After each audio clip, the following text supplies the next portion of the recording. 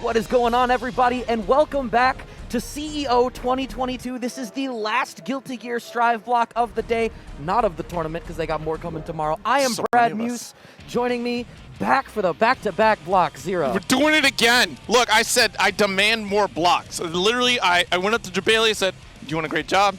Then I went up to Tong, I said, "Tong, you're also doing a great job." But then I went out in the parking lot, and said, "I need more blocks," and somebody told me, "Okay, go back inside then." I was there. That's exactly how that happened. Exactly. Full stop. Definitely. Wow. Yeah, so the final wave of the day, so much gear. Sitting down straight away, this is maybe one of my favorite names that I'll ever get to pronounce for a player. Hentaidalwave versus Wing. Oh, yes, Hentaidalwave, of course. Yes. I know it's storming a little bit out right behind us down Right. here in Daytona. Everybody's worried about that Hentaidalwave. The Hentaidalwave does come in pretty strong, if I'm being quite honest. You're going to have some strong wings in order to carry yourself out of the Hentaidalwave. There we go. No, perhaps not a Wing 0. Not a wing 0, you know. We're not living in, the after colony area, that's for sure. No, gotta have to worry about the Operation Meteor.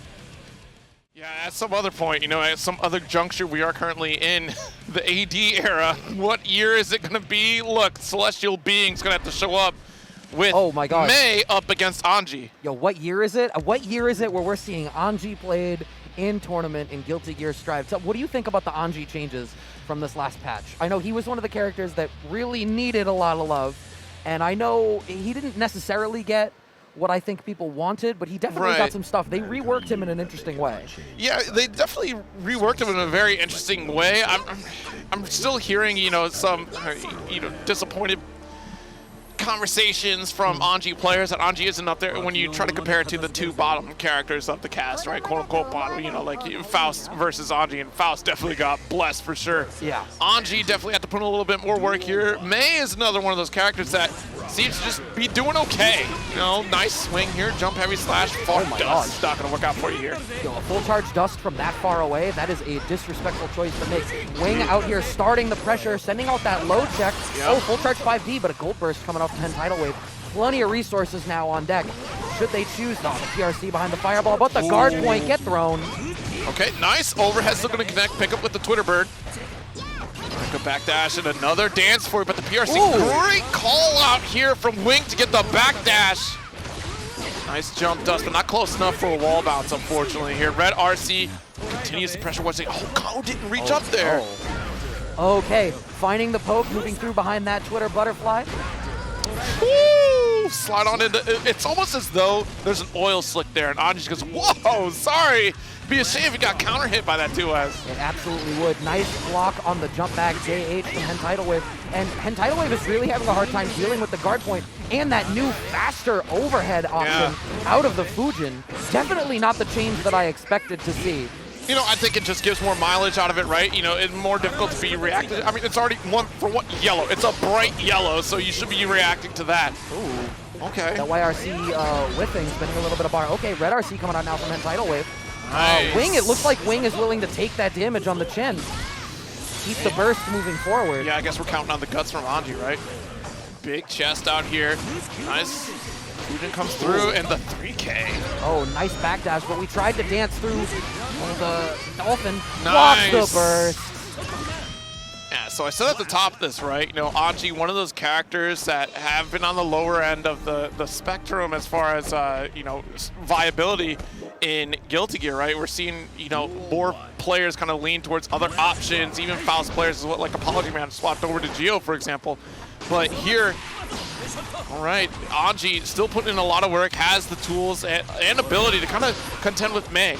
Yeah, I was going to say, I think for this character matchup specifically, right? Yeah. May is such a horizontal-focused character who is so front-loaded, and the fact that Anji has tools that specifically give him guard point in that same range is like, Hentaidalwave needs to either go to the air more and generate threat air, and introduce more of a throw game. Burst coming out because Wing doesn't want to hold that corner damage this time. Nice anti-air 5D.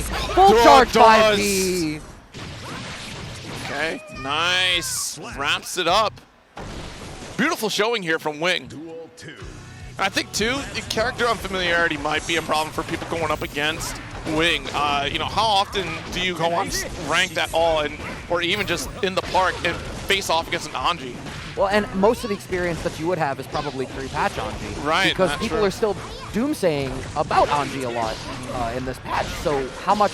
I'm sure people are experimenting and playing around with the character, but I know I have a local Anji up in my neighborhood that is still not super thrilled with where the character ended up. But you wouldn't know it looking at this character matchup right now. That 2S right. Okay, the jump back anchor working out great, but Wing with the smart jump back overhead reset. Lessen the temple. Full charge 5D for the wall break. All right, we're tying things up here, but I knew for a fact there was going to be a Dolphin the Dance coming through, and still Hentaidalwave is throwing it out there, has a burst available. To do or die moment. Yeah, disjointed hurt boxes will save you, that's for sure. All right, that JH working out wonderfully here for Hentaidalwave, and the more of those that happen, I mean, you're going to start to force Wing to have to represent the anti-air options of Anji, which is going to free up that ground space so much more for you, because Wing seems so confident sticking out the dance, and you need to actively dissuade that with other tools. Nice 2D check. Ooh, a smart up back from Hentaidalwave. Yes. Nice throw. Another butterfly coming through here. The big anchor swing once again. Red RC. Side swap. Brilliant call out here from Hentaidalwave. But the jump D doesn't connect here. Good blocks. Great patience from Hentaidalwave with the low. Yeah, wasn't ready for the second low. The 5D tick, but we don't have a follow-up afterwards. Any poke could do it here for Wing. Dancing on him. We don't need the dance all the way. We can backstep. One hop this time. Slide to the right. You know you're going to be hearing that song later. You know I'm hearing, you think it didn't keep playing in my head? All right, so here we go. Going to cha-cha into this third game. Wing take the lead. Do you see how off-rip the anti-air choices are presented from Wing? The seeds have been planted. How well is Hentaidalwave going to be able to capitalize on that to close this set out on the back foot?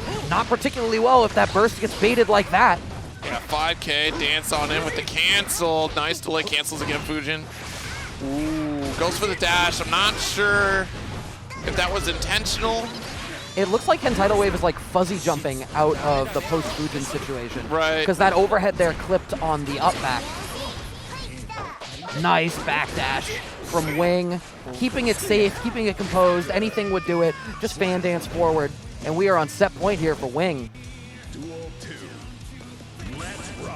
Okay, 2S, big, spread the wings, and oh my goodness.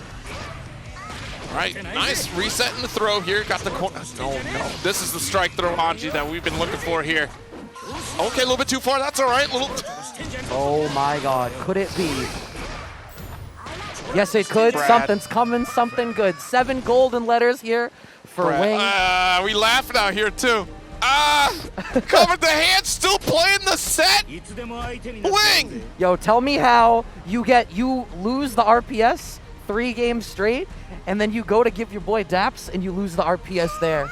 That's one more. There's the first major I ever went to, I hung out with some Philadelphia Marvel players, and they talked about how the rule in their sessions was everybody got 1 re.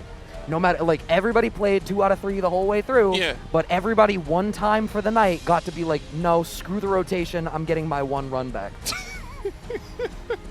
Wing just won the 1 run back. There you go. That's unbelievable. That's how that goes. 3-0 sweep right there. Anji has been, a rare sight to see, but not rare here at CEO 2022 for this block, because next up we do have SakiSakura, patented Anji player. Husbando is Anji, self-confirmed. Zeusish. Okay. Not Zeus. Zeus adjacent. Okay, all right. Yeah, so back-to-back Anjis, that's interesting. And I mean, we talked about the 2 sort of quote-unquote worst characters going into Strife 2.0 patch, right? Yeah. The Faust and the Anji. About to see back-to-back Anjis. We've seen a fair bit of Faust today, too. And I think that this, if I recall correctly, this Pools wave has Apologyman. It does, yes. Apologyman is absolutely thrilled for this patch, that's for sure. We saw the reaction of the patch notes, and Apologyman, it couldn't be any happier. So I'm really curious to see how SakiSakura feels about the Anji matchup here. Of course, strong Anji player too. I don't know if you've been checking out her streams as well, or even some of the tournaments that she's been running for Guilty Gear as well. So definitely a lot of practice out here. Zeusish ready to strike down. Look, we got the Start GG sticker on the sleeve. Self-made apparel. I know Start GG is out there right now. They're so happy about that. Ah, jeez, it's been such a great day for gear today. Some of the matches that we've been watching have been absolutely insane. Yes, absolutely. I mean, goodness, that whole last block I just was saying was absolutely tremendous. Gold Lewis making it out, like, oh my gosh. But see, that's becoming less and less surprising, right? Gold Lewis absolutely blessed with this patch. Yes, Gold Lewis is blessed in this patch, but Gold Lewis has always been kind of like that sleeper hit of a character. Like, that character's always been so devastating, but to see Gold Lewis now at the caliber where people are kind of feeling like, you know what, maybe this character has some sauce. They pumped a little bit more into that defense budget, and Gold Lewis put that all straight to Area 51. All right, getting our buttons set up here. Yeah, and I just like the universal mechanic changes too. Yeah. You know, having your dash cancel off of K and 2P. Yeah, 2P. Not dash. Slash, close slash, and 5K. Yeah, I mean, if you have a good 5K, that was a fantastic buff for you. Yes. Yeah, and you know, I was talking earlier too about like how that was kind of Giovanna's thing. It was like Giovanna has this unique dash, and you're gonna just take that away from her, and then they added something different to still make her very unique. So they're very well aware of like how these characters are built out, what makes them stand out in such a way. So it's, you know, great to see like how, like even still, like we talked about Happy Chaos a little bit, like, you know, such a difficult character to kind of alter. And that one, I think they still made it out on top as far as like that character's own style is still prevalent, but they still put a solid balance on the game to help other characters benefit with those changes. The approach to air quotes nerfing him was very interesting. Right, yes. And I put air quotes in because I know a lot of people still have very high esteem for Happy Chaos. A character who I was surprised at the changes, Eno. Yes. I was surprised to see how much they de-emphasized how important Heavy Stroke was to her. Well, Losing the plus frames on Heavy Stroke, when that was, I felt like it was so much the core of her game, was like that was how you planted Heavy Stroke in the right spot, and that's what enabled your mix-up. That was what got you into your mix-up structure, and it's no longer the case. You need to earn it with like the HCLs mid-screen, or try to get, they've like re-emphasized the note. Jumping right there. Nice throw from Saki here. Oh, okay. 5K. Yo, the slowdown here, both 5K counter hits, PRC to keep up the speed and momentum in that corner, the stroke to get out. Oh my god, stroke, but accidentally puts themselves back into the corner. SakiSakura are going to be able to close this out wisely. Zeusish does not spend the burst. Yeah, that life deficit. Anyways, it was cost, and Saki, you know, already having little to no burst to start off this round, but oh my goodness. Oh. 2S follow-up here. Yeah, the fan toss actually ended up another starter there for SakiSakura. Zeusish seems really unfamiliar with the matchup. Nice check at the end of the dance. I can't help but feel like Zeusish does not look warm. Yeah, no, not at all. Oh, that's a massive burst right there. Okay, Saki, a really swift first game, and she is ready for it. Yeah, a little smirk right there. Yeah, I destroyed it. Yeah, it's fine. She knows what she did. Just gotta stick to the plan. Zeusish out here. Okay. Yeah, I can't help but feel like Zeusish doesn't seem super warm. I mean, even the seeming lack of knowledge with Anji's options notwithstanding, like there's a lot of just 5K, 2K that aren't really going to much. Right. We saw a lot of stroke in that P1 side corner, and I wonder whether Zeusish has played a lot of the patch to see the way that functions differently now. Okay. Wow, HS through, but goes for a reversal. Unfortunate, Saki wasting the meter right there, but still look at the corner positioning, absolutely strong. There's dash mechanic as well. Yo, Saki's in control, and you're right. I do think like Zeusish is kind of unfamiliar with this matchup. Like you could say, it's very prevalent in this match.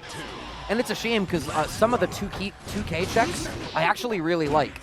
It's just okay. Even that's a nice check, but I would love to see something come of it because all of these hits could be something where it's like you do slash stroke, you go advance behind it. Oh, we went for the shimmy, no bite. SakiSakura bringing in layer 2, but I don't know that Zeusish has demonstrated a need for layer 2 yet. Yeah. Wow, that's rude. Dash up gold burst through the HCL. Yeah, PRC. Yeah, and I wonder too, like, how comfortable Zeusish is with the game in general, because still leaving burst on the ground too, like not bursting out of that set. Maybe newer to the game because, you know, we didn't have any follows, like you're saying. Off of 6P, for example, we do have our slashes coming through as well. It's just Saki, of course, playing that first layer game, right? You know, just really trying to make sure, like, hey, I understand that you're a wild card here at this point because maybe you are unfamiliar with the game or the matchup, but I want to make sure that I go with something really consistent to get these kills. And I've talked about that a little bit this weekend with a couple of people, is this notion that, like, if you do get that sense that you're playing against the wild card, you enforce layer 1 because you need to make sure that they're not going to catch you out unaware. 6H, but we don't get a whole lot off of it. Ooh, nice counter through the stroke. A healthy life lead here for SakiSakura. Yes, going in behind the butterfly. Nice 6P. Zeusish finding a little bit more mileage here. Okay, an overhead. Wasn't ready for it. All right, Zeusish. Clash 6P follows up with another one. Nice jump in over the Fujin. Clipped by the 2S. Stealing turns back. Stealing turns back. Look at the layer 1. There we go. Goes for the parry because we know Zeusish is pressing buttons. So that's the scary thing about characters that can be a little bit, or players that can be a little bit of a wild card, right? It's just like they don't know where they should respect the button, so you have to be really careful as to how you're frame trapping your opponent. We do see Saki kind of, again, committing to a very simple route just to make sure that, like, they're going to get the damage. And look at that. Woo, the junk food arcade. Was that that was a custom faceplate. Was there an Anji on that faceplate? Is that what I witnessed? Great question. I don't remember if she put Anji on it. I don't think Anji is on it, but that is a junk food arcade custom leverless controller right there. A lot of those been going around too, especially with the different buttons on them too. Yeah, I mean, I like how many different options you have for that style of controller now. Right, right. Okay. Not even just options, like different types of switches too. Like so much of that, the idea behind that originally was to emulate that keyboard control style, right? Right, So the fact that it took as long as it did for like keyboard switches as an approach is interesting. It just gives a different tactile feel. It's whatever one is comfortable with, right? Yeah, exactly, absolutely. And you know, we see all sorts of players coming out with all sorts of crazy things. I've seen, you know, even like Ultra David with his own version of the split box. The split box, yeah, really helping out. But yeah, we're gonna get our next setup here. Aneema versus Problematick. Aneema, oh boy. Aneema is so familiar. Why am I stuck on Aneema? I feel like I just commentated an Aneema match like a couple days ago. What's bad is I read Problematic and immediately the song from Bo Burnham's Inside starts playing in my head. I still haven't seen that. You still haven't seen it? No. It's been over, like I think it's been over a year. You put up the outtake. Yeah, gosh, you know, I just don't Netflix and chill like that, I guess. I don't know. Fair enough. I mean, there's a lot of anime out there I gotta watch. So. That's fair. He has never put out a song about anime. So okay. Did you see though? Anime is mainstream now. It is. Did you see? Alicia Keys had her son out at a concert. It's on Twitter right now. He played Giorno's theme at an Alicia Keys concert on piano. Good for Alicia Keys. Oh, are you a hater? I'm not a hater. That's cool. You heard it here, folks. That's Zero's hating cool. on Giorno's theme. Look, I gotta repunch my membership of the Player Haters Ball, so that's how I gotta. Aneema versus Problem. Actually, you know what? Alicia Keys concert actually does really well slap. I want to put that on record. That's for sure. All right, it looks like it's going to be a Ramlethal versus Axel. Isn't Aneema? Oh, gosh. Aneema's the Axel, right? Where's it? Oh no. We are letting the intros rock.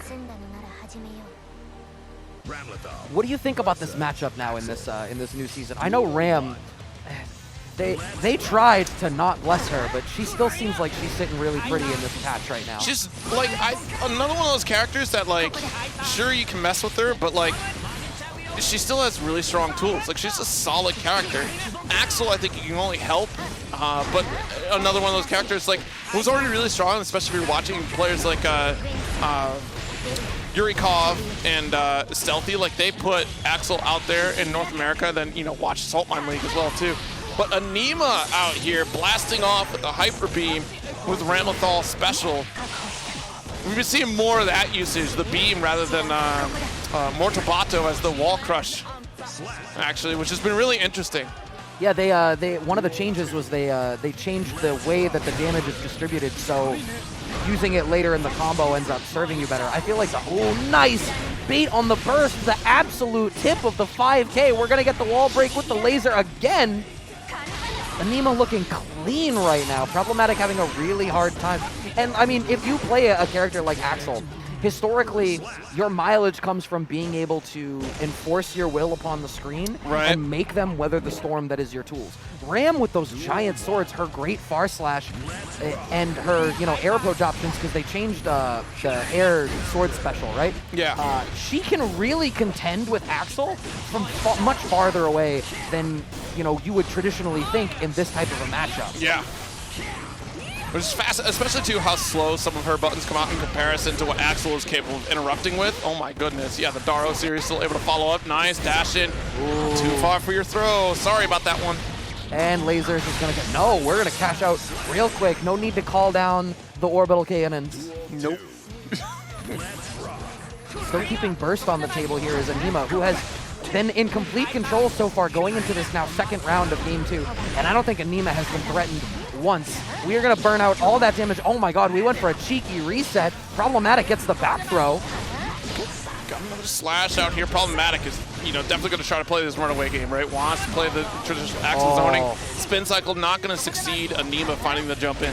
6P, beautiful. Follow-up is available. Red RC really trying to increase the height and the burst. Yeah, had to. Darn if you do, darn if you don't. One more touch could do it. This is not bad for Problematic, though. Oh, okay. Yep. I was going to say, you do, with one sword away and you're already mid-screen, that is a little bit of more comfort for you. Exactly. But, still got caught out for it. I think what Problematic needs to do is, there is a switch where Problematic is not allowed to be active anymore. And I feel like Problematic needs to identify that range on the screen when you have to respect Aneema, and then switch from being an active zoner to a reactive zoner. Yes. Okay, got the Daro to follow up through once again. The delay on the Rekka. Yes. 6HS to follow. Red RC, nice. Almost had the pickup. Slash there. Yo, the explosion will call you out. Yeah, that's a rough time. Mortal Bato to close it out. That is a tough pull for Problematic. Otherwise I would have. I mean, it's so hard to burst against Ram in the corner altogether. It really is. Yeah, it has to be immaculate timing. Gosh, and usually if it is that perfect time to burst, the Ramlethal does know, and that's going to get baited. Yeah, the reality is you need to momentum burst against her. But as Axel, when the match swings away from you and the ranges she plays at, it's so hard to try to momentum burst mid-screen too. Because by the time she's flipping you, it's you can't burn the burst until she's on top of you, at which point you're so close to the corner that it's already scary. Aneema navigating around the command grab. Okay, nice slash. Oh, yeah, it wasn't exactly on top of it. Oh, the sword did not actually end up on the wall here. This is not awful for Problematic, but not respecting those air normals. That Ram's air normals are so strong. Ooh, nice blocks. Having to spend the FD, but let go at the last moment here. Going to get pinned to the wall. Stick around. Still more Guilty Gear coming at you. Yeah, that was rough. Ram, so strong. Now, one of the things that we didn't see is, I know one of the first things that people labbed out when the patch dropped as anti-Ram tech was they changed the timing for when the sword appears when she goes to throw it. So I know literally the first thing, I turned on Hotashi's stream before I even saw Nago changes. I saw Hotashi in the corner with a bot Ram throwing the swords, trying to see if you could 6P through the gap. And you could. But it's obviously it's not easy. It's a new thing. You need to be really watching for it. And again, with the ranges that they were playing at, it was so much harder to try to pick that counterplay. Where the switch happened for where Axel lost control of the screen was so far out, and the movement that Ram had, combined with how far away she can capitalize on those things, mean that the second the Axel player did misidentify what was going to happen at that range, it was already too late. You were getting smoked. You were going to the corner. There was probably bar because there had been so much dashing forward and navigating around. And you just ended up, I mean, every round just ended up immediately stuck in that corner and really getting blown away. Right.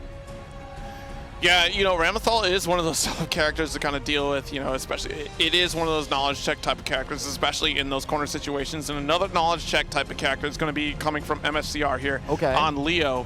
Sharkz coming up against MFCR here. Yeah, Leo, I know Leo was one of the characters that people were being a little bit doomsayer about in the patch too. Yeah, yeah. It's still a really strong character. I mean, yeah, I don't get it. Yeah, it's doing Razzo real good, so. I saw a lot of people doomsaying about a lot of characters, and I had to check. I sent more than one tweet that was like, well, literally anyone who plays this character, please explain to me what happened to them. And at least for Soul players, I got an answer. They were like, we can't 5K 6S anymore, or whatever the chain was. There was some Gatling chain that didn't work anymore. I was like, all right, cool, an answer. I asked about Potemkin, nobody had an answer. Potemkin, yeah. But that's, you know, I feel like that is the you know, you're talking to a Guilty Gear player when everyone else, like, my character sucks compared to everyone else's character at this point, right? Like, everyone else's character sucks compared to mine.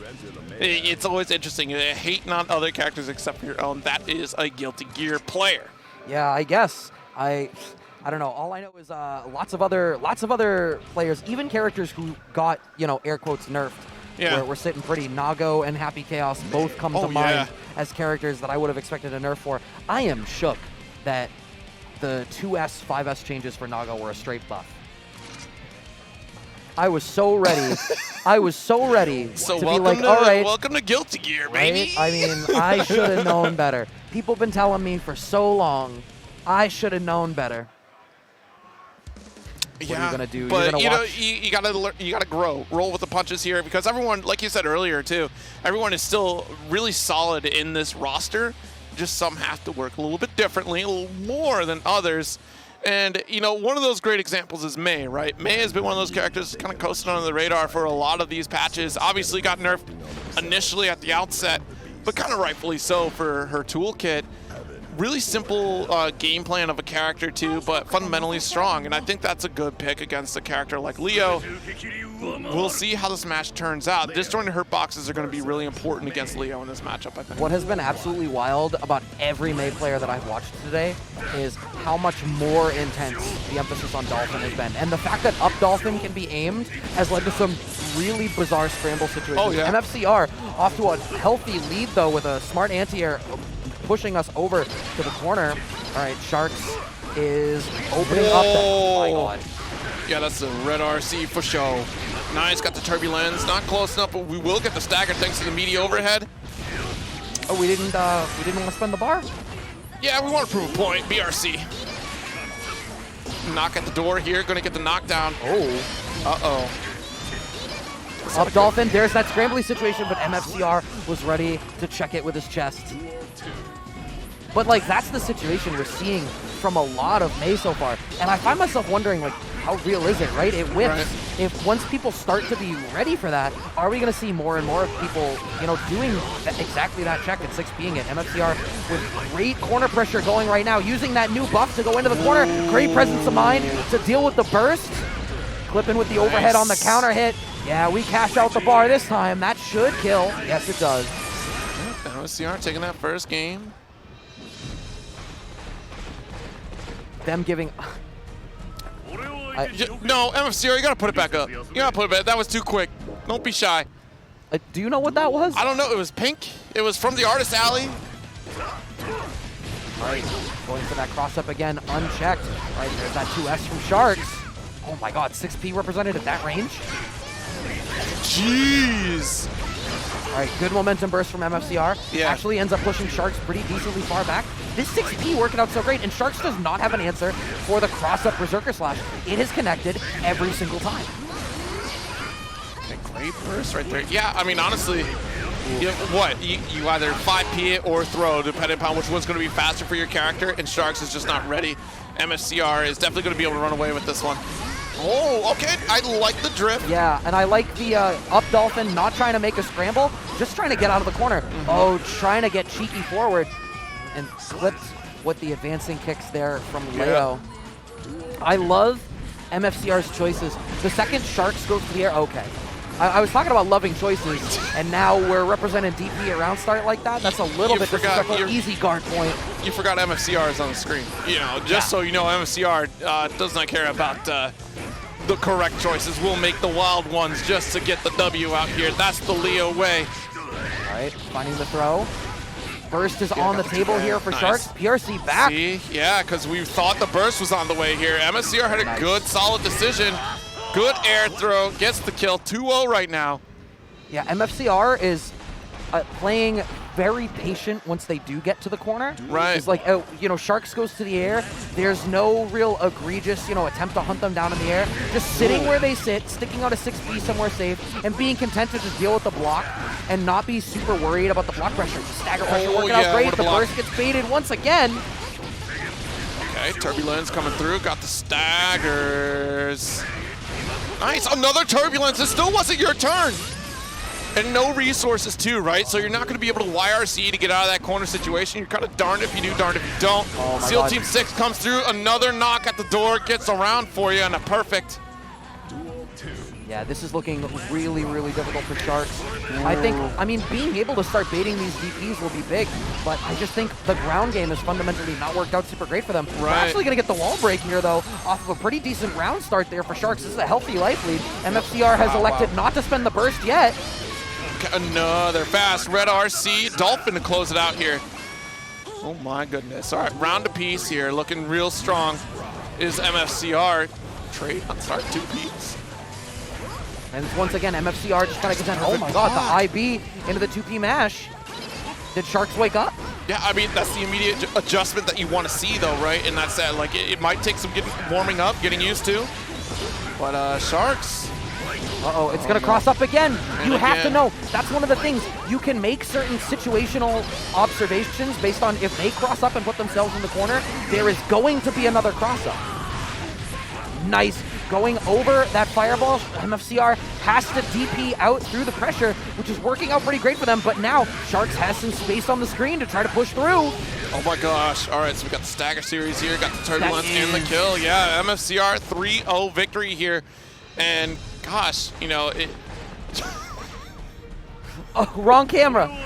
Which one do you want to look at? You got a note to show off anyways. But no, like, honestly, at least making the adjustment, right, to recognize when the dash through is coming, when to call out these blocks. I mean, that's going to be really important to challenge a Leo player like MFCR. Yeah. But again, like, it's so tough to counter a reactionary player like MFCR because MFCR is so unpredictable. It's uncanny. Like, you're not you can't expect the normal set play from Leo here. MFCR can be pretty wild, difficult to handle. Sure, but at the same time, every time MFCR did go for that new corner cross-up, which is new to him in this patch, every time it happened, the immediate next situation came with a corpse hop that brought him back to the outside of the corner to reestablish that corner position. And you find this so commonly across not just gear, across lots of games. If your character has a mix-up that puts them in the corner, you always, as the defender, need to understand that the risk-reward of their subsequent option heavily skews towards reestablishing that dominant corner position. Absolutely. Next up, we do have a set. Look, we got OmegaTomHanks from Florida versus Krakatoa. Now, one of them is live streaming right now. Oh, really? You can see the little camera in the bottom right. Hotashi sparked oh, yeah. Movement. I mean, that's cool, especially like... It is cool. You know, being able to go back over, obviously, you know, they're going to be able to check the tapes on this one, obviously. But he's looking intently at the monitor there. What is... Everything all right over there, Tom Hanks? Anyway, obviously they have the opportunity to go back and check the tapes on this match because it will be on the stream. But I know a lot of players that really appreciate being able to go back over all of their tournament sets. Yeah. There's another player up in my region that I don't recall if they still do it, but for the longest time, they would show up to the local tournaments with a GoPro, and they had a headband with the GoPro, and they would basically POV record every single game they played in every tournament. Yeah, no, that is really smart too, and especially like it also presents like a unique experience for viewers as well, right? Because not everybody gets that front row seating. I thought it was really cool, and I told Hitachi this as well at Combo Breaker. Like, it's really cool because you're providing a perspective for some folks that aren't, you know, fortunate enough to be able to come out to an event like this, to have that understanding. Why do you keep going, or like why is it so energetic? Like, you get that front row seat to be able to check that out rather than, you know, spectating like we normally do here. Yeah. So this is wild. This is now the second time today that I have watched the Potemkin Faust matchup. I had the pleasure to watch this in an earlier pools wave with Proxy, who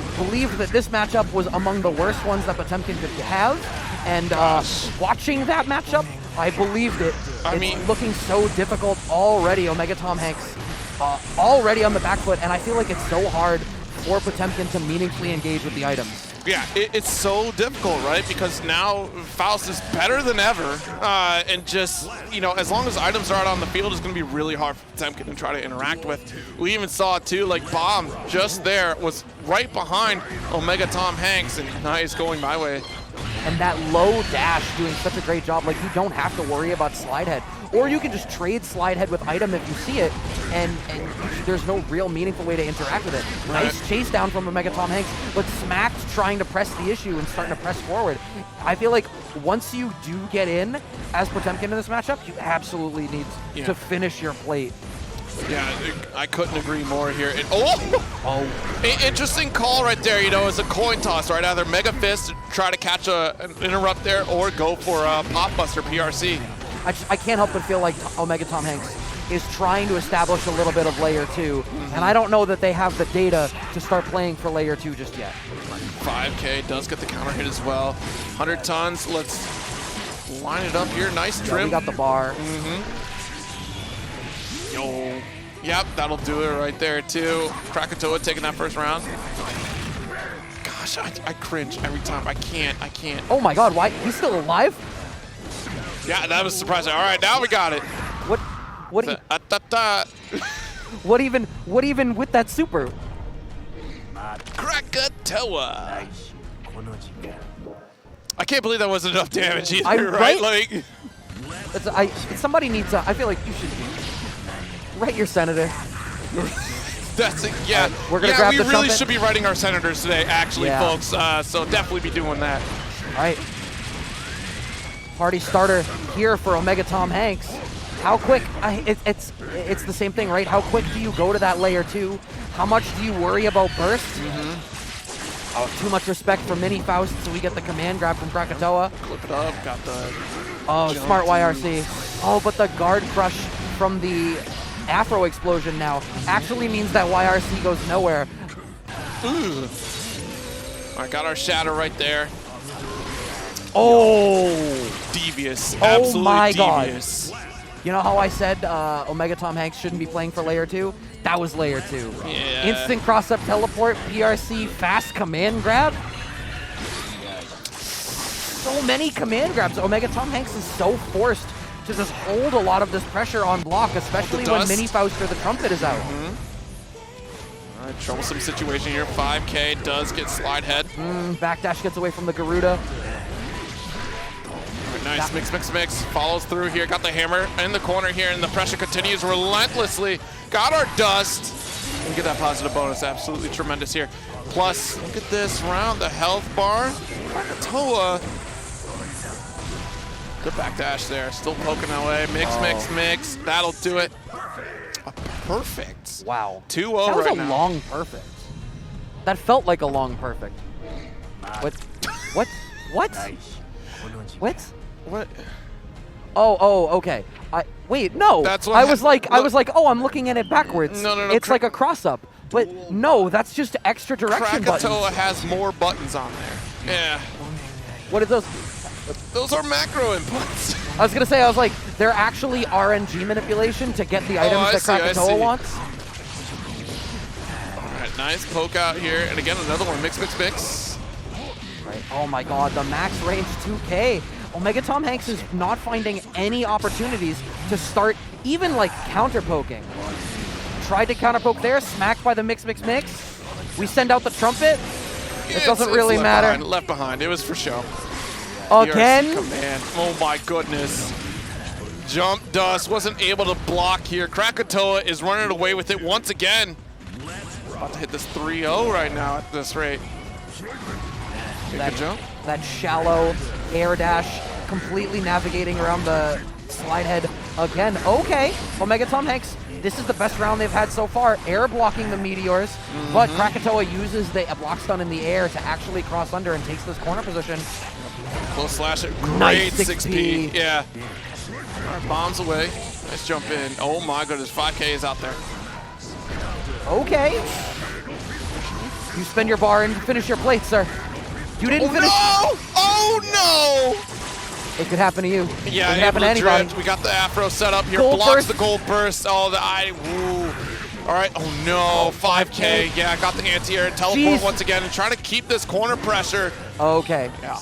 You found the anti-air. Holy cannoli. That was a clincher of a match, of a round, right? If I've ever seen one. I want to say match. That's just one round in Game 3 here. OmegaTomHanks fighting for their absolute life. 100 tons, nice jump in. All right, got a young Faust out here to help. Oh no! Oh, nice 2D Please check. yeah, has to interrupt at the very least. Voodoo Faust still running around here. And a big life lead for OmegaTomHanks. Got our burst, Krakatoa. Woo! See, look, when you put on a show, you start, the armor starts to crack. You get a little too overconfident, right? Yeah. Krakatoa, show me which one of those buttons backdashes the command grab.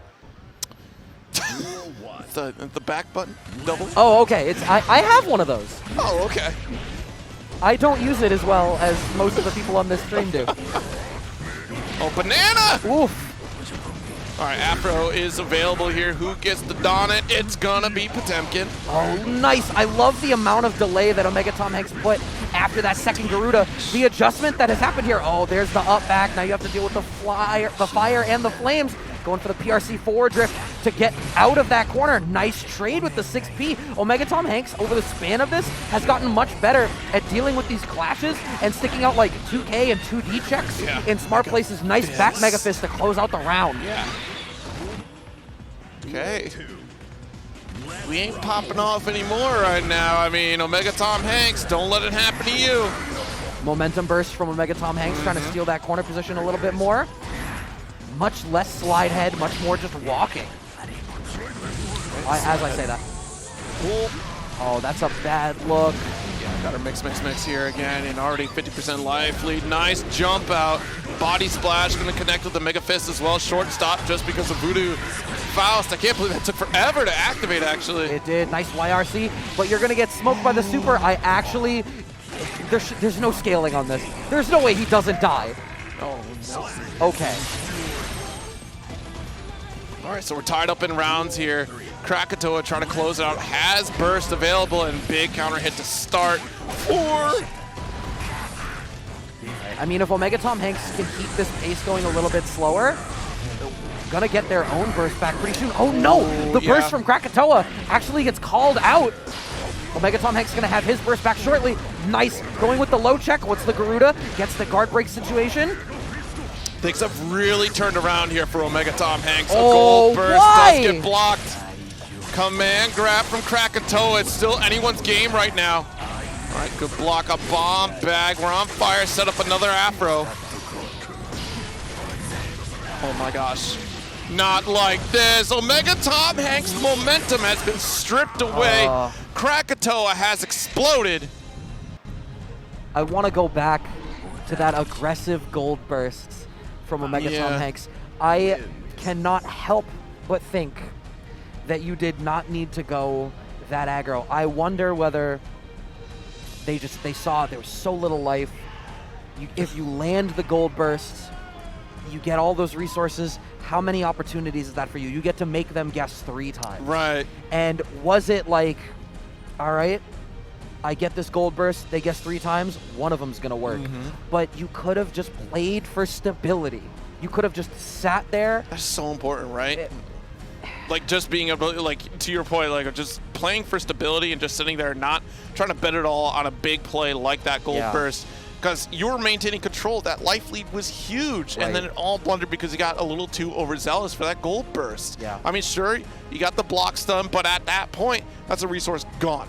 Right, and like that burst could have come out to help save them as that swung back around. And given how bad that matchup had been looking, it's just like I tend to not like the big gutsy you know, super high risk plays in a lot of those situations, to the point that like I actually can't wait to go back to the tape and be like, is there something about that situation that I didn't pick up on that makes that gold burst like a better situational call that I am not wise to? I don't know. What I do know is our next match. Apologyman versus NinjaNam. Who is picking these matches? We're getting these back-to-back We're getting a lot characters. of Faust. Yeah, we got 2 Fausts. We got 2 Anjis. We got 1 or 2 Meis. 2 Meis, right? Yeah, yeah. There's been a lot of all of those characters. I wonder whether perhaps somebody has a liking to some of these characters. Somebody has to pick in pairs, is what it is. You know, it just has to pull up matches in pairs, and it's always, you know, Mei followed by Mei, Faust followed by Faust. We got this. We'll have to see. It's a pattern. Maybe it's a one for you, one for me kind of thing. I see. Okay. Okay. Well, Apologyman opting to go back to Faust, I'm sure. NinjaNam, it's got to be Chip, right? I'm not totally sure. I mean, that's a sick division jacket, by the way, but it's got to be. Oh, you're a fan of those types of games. Of what type of game? Oh, that's not a division jack. I was totally wrong. I got mixed. I did expose myself. Yeah, you know, division's pretty cool. But Guilty Gear is also really cool. You know, Combo Breaker was you know, just a month ago, and Apologyman heavy on Geo. Still, you know, not trying to betray Faust. Almost went back. France really wanted Apologyman to pick Faust just to take the L, even though they had a much stronger Geo in that matchup. Of course, still ended up taking the loss there, but NinjaNam also coming up. I'm curious to see how it shakes out. I mean, Faust Geo, it's interesting, at least pre-patch. I feel like a lot of people, if they were trying to play one of those sort of mid-tier characters, Geo ended up the character that they picked up as a pocket. Because I know Lord Knight did a whole video talking about the same thing, where Milio was in that spot. I mean, obviously not pre-patch, not as weak as Faust by any means, but talked about, you know, picking that Geo, because it's like, all right, I think this character's solid. I think this character, you know, fills a lot of the gaps that, you know, my weaker character sort of leaves on the table that people can capitalize on. But also, I believe this character is going to make it through to the next patch. And there was sort of a safety blanket to that of like, one always fears if you play a character that's really strong. One fears the patch. It's so interesting to think about, you know, Guilty Gear character loyalists, because that's normally been the history, right? Of just like every single Guilty Gear game, everybody stuck to a particular character and did not change it whatsoever, right? Like if you played Faust, you were going to play Faust, and in Strive, that's not been the case necessarily. Like a lot of players have been switching around, kind of feeling their way through as far as like, all right, look, I need a better option, better than Faust here, better than Anji, but I can't believe we're back at it. Faust and Anji. I do have to wonder whether there is a fan of some particular characters, but also we get to highlight and show off these characters that pre-patch were in a very different state. Yes. Completely independent of their own strength in the game. This is such a cool design for Faust. Faust is the horror movie villain. Like, what a cool approach for the character. Right? Okay, already got our butterflies out here. Pressure begins from NinjaNam, as it should be. Nice. Pressure starting. Oh, wow, actually fished with an anti-air choice there. Did NinjaNam expected that low air dash. Apologyman capitalizes, has his own afro. We sticking out the bag. Ooh. Nice. Able to get that overdrive conversion as well. Every time. Anyone else get that? Absolutely. You see the, just like, I hate that feeling. Feels real bad. It's like nails on a chalkboard. Bomb comes out. Great check on this forward momentum. Apologyman is doing such a great job. Wow. The instant overhead to close out the round. But the pokes that Apologyman is sticking out to cover the approach after an item toss, working out so wonderfully. And I wonder whether NinjaNam needs to like start to represent either Fujin from farther ranges or the dance. Okay, another 5K poke, able to throw out items. Yeah, it's been, you know, the tail of the game right now. Nice calling out the kindergartners for recess. Overhead right there, mix to follow up as well, too. BRC mix? Ooh. All right. Bombs away. The trumpet is out again. NinjaNam pushes the issue so far. Actually gets a corner position out of it. Momentum burst. Not just a momentum burst. Game burst as well. Nice fishes with the low check, but we don't get anything off of it. Oh, we're too far away for the 2D either.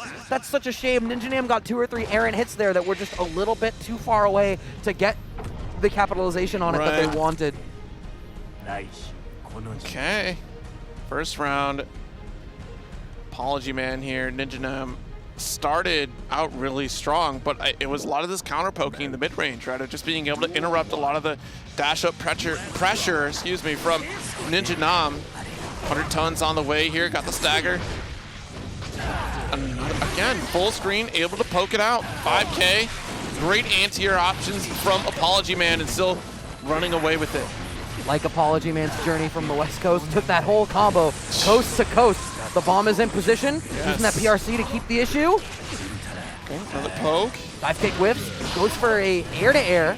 There's the dance, starting to come out a little bit more from NinjaNam. Okay, got our Twitter bird out here once again. Oh, jeez, whiff throw. Already pushed back to the corner. The hook tries to come through. The hook will always bring you back. Yes, absolutely. There I'm it telling goes. you, no lies. Red RC, forward drift. Are we going to be able to capitalize on the combo? Yes, we are. You know we are. Okay, 2P. Those 2P checks, like Apologyman is doing such a good job of ensuring that NinjaNam fears getting from that range 1 to that range 0. Yeah. And that was a grip of damage off the hook as well, too, thanks to the shatter. Already had to block, low, 5P, interrupt, 5K, too. Good, go on, burst. I'll get out of the corner because of it. It's fine. Oh, back throw for Apologyman. Preserves, I mean, there was an interesting spot for that to come out.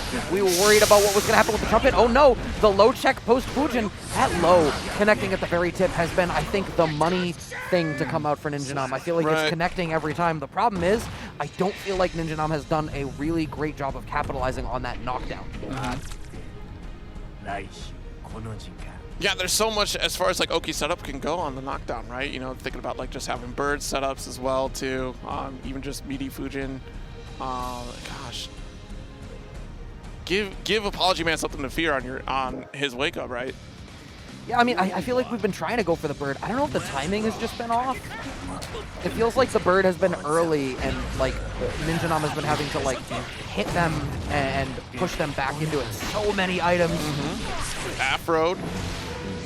Got the mix going as well too.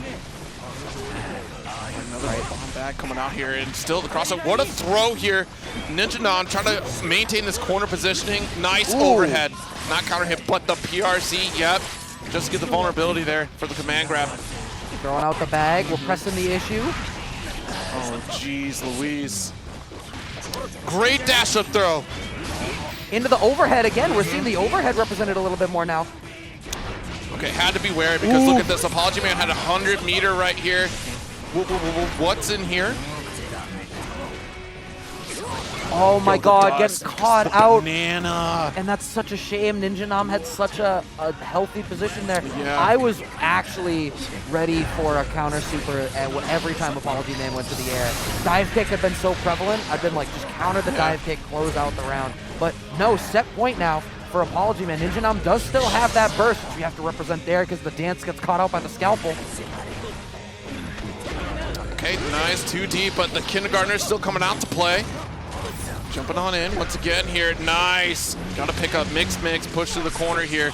And we'll get the shatter here. Oh my gosh. Apologyman has just maintained complete control throughout this set here. Ninja has not been able to get much of anything started. Last game, I think, was probably the only time NinjaNam was able to get something rolling. And Apologyman definitely takes that 3-0 victory. Wow. There's been a lot of Faust love on stream today. It's been fascinating, right? You know, Faust, Anji, May, who knows what else could show up here? We did have a Leo, you know, but yeah. Well, the thing with May is I feel like May, like we talked about it earlier, but I feel like there wasn't a lot of talk about May coming from this patch. You know, wasn't not overly buffed, not overly nerfed. The dolphin change was, especially if you just look at the patch notes, right? If you just read the notes, it's a very different feeling than actually getting your hands on it and seeing the implications of it. But we can, push the dolphin further. Yes. What does that mean when you read it? Now we know. Yeah, no, that's very true. Especially when we read over these ads that are coming up here in this next section. Check out that hitbox, right? It's going to increase your ability to control and execute very well in Guilty Gear Strive. There are plenty of hitbox players out there, including Zombie as well, Grand Blue Fantasy Versus player, Diaphone as well, another hitbox participant. Great little product. Check out their booth today. Yeah, you can also go and check out ceo.gaminggen.gg if you are not privileged enough to be here this weekend to get some of that CEO merch for yourself. Don't worry, we've got you covered. If you are not a fan of typing your URLs yourself, you can go and scan that QR code with your cell phone and be taken straight to the store to pick up some of that merch for yourself. Yes, and definitely go check out Grilla.gg. You can go register now for early access. It's going to be the most innovative esports tournament solution for you there.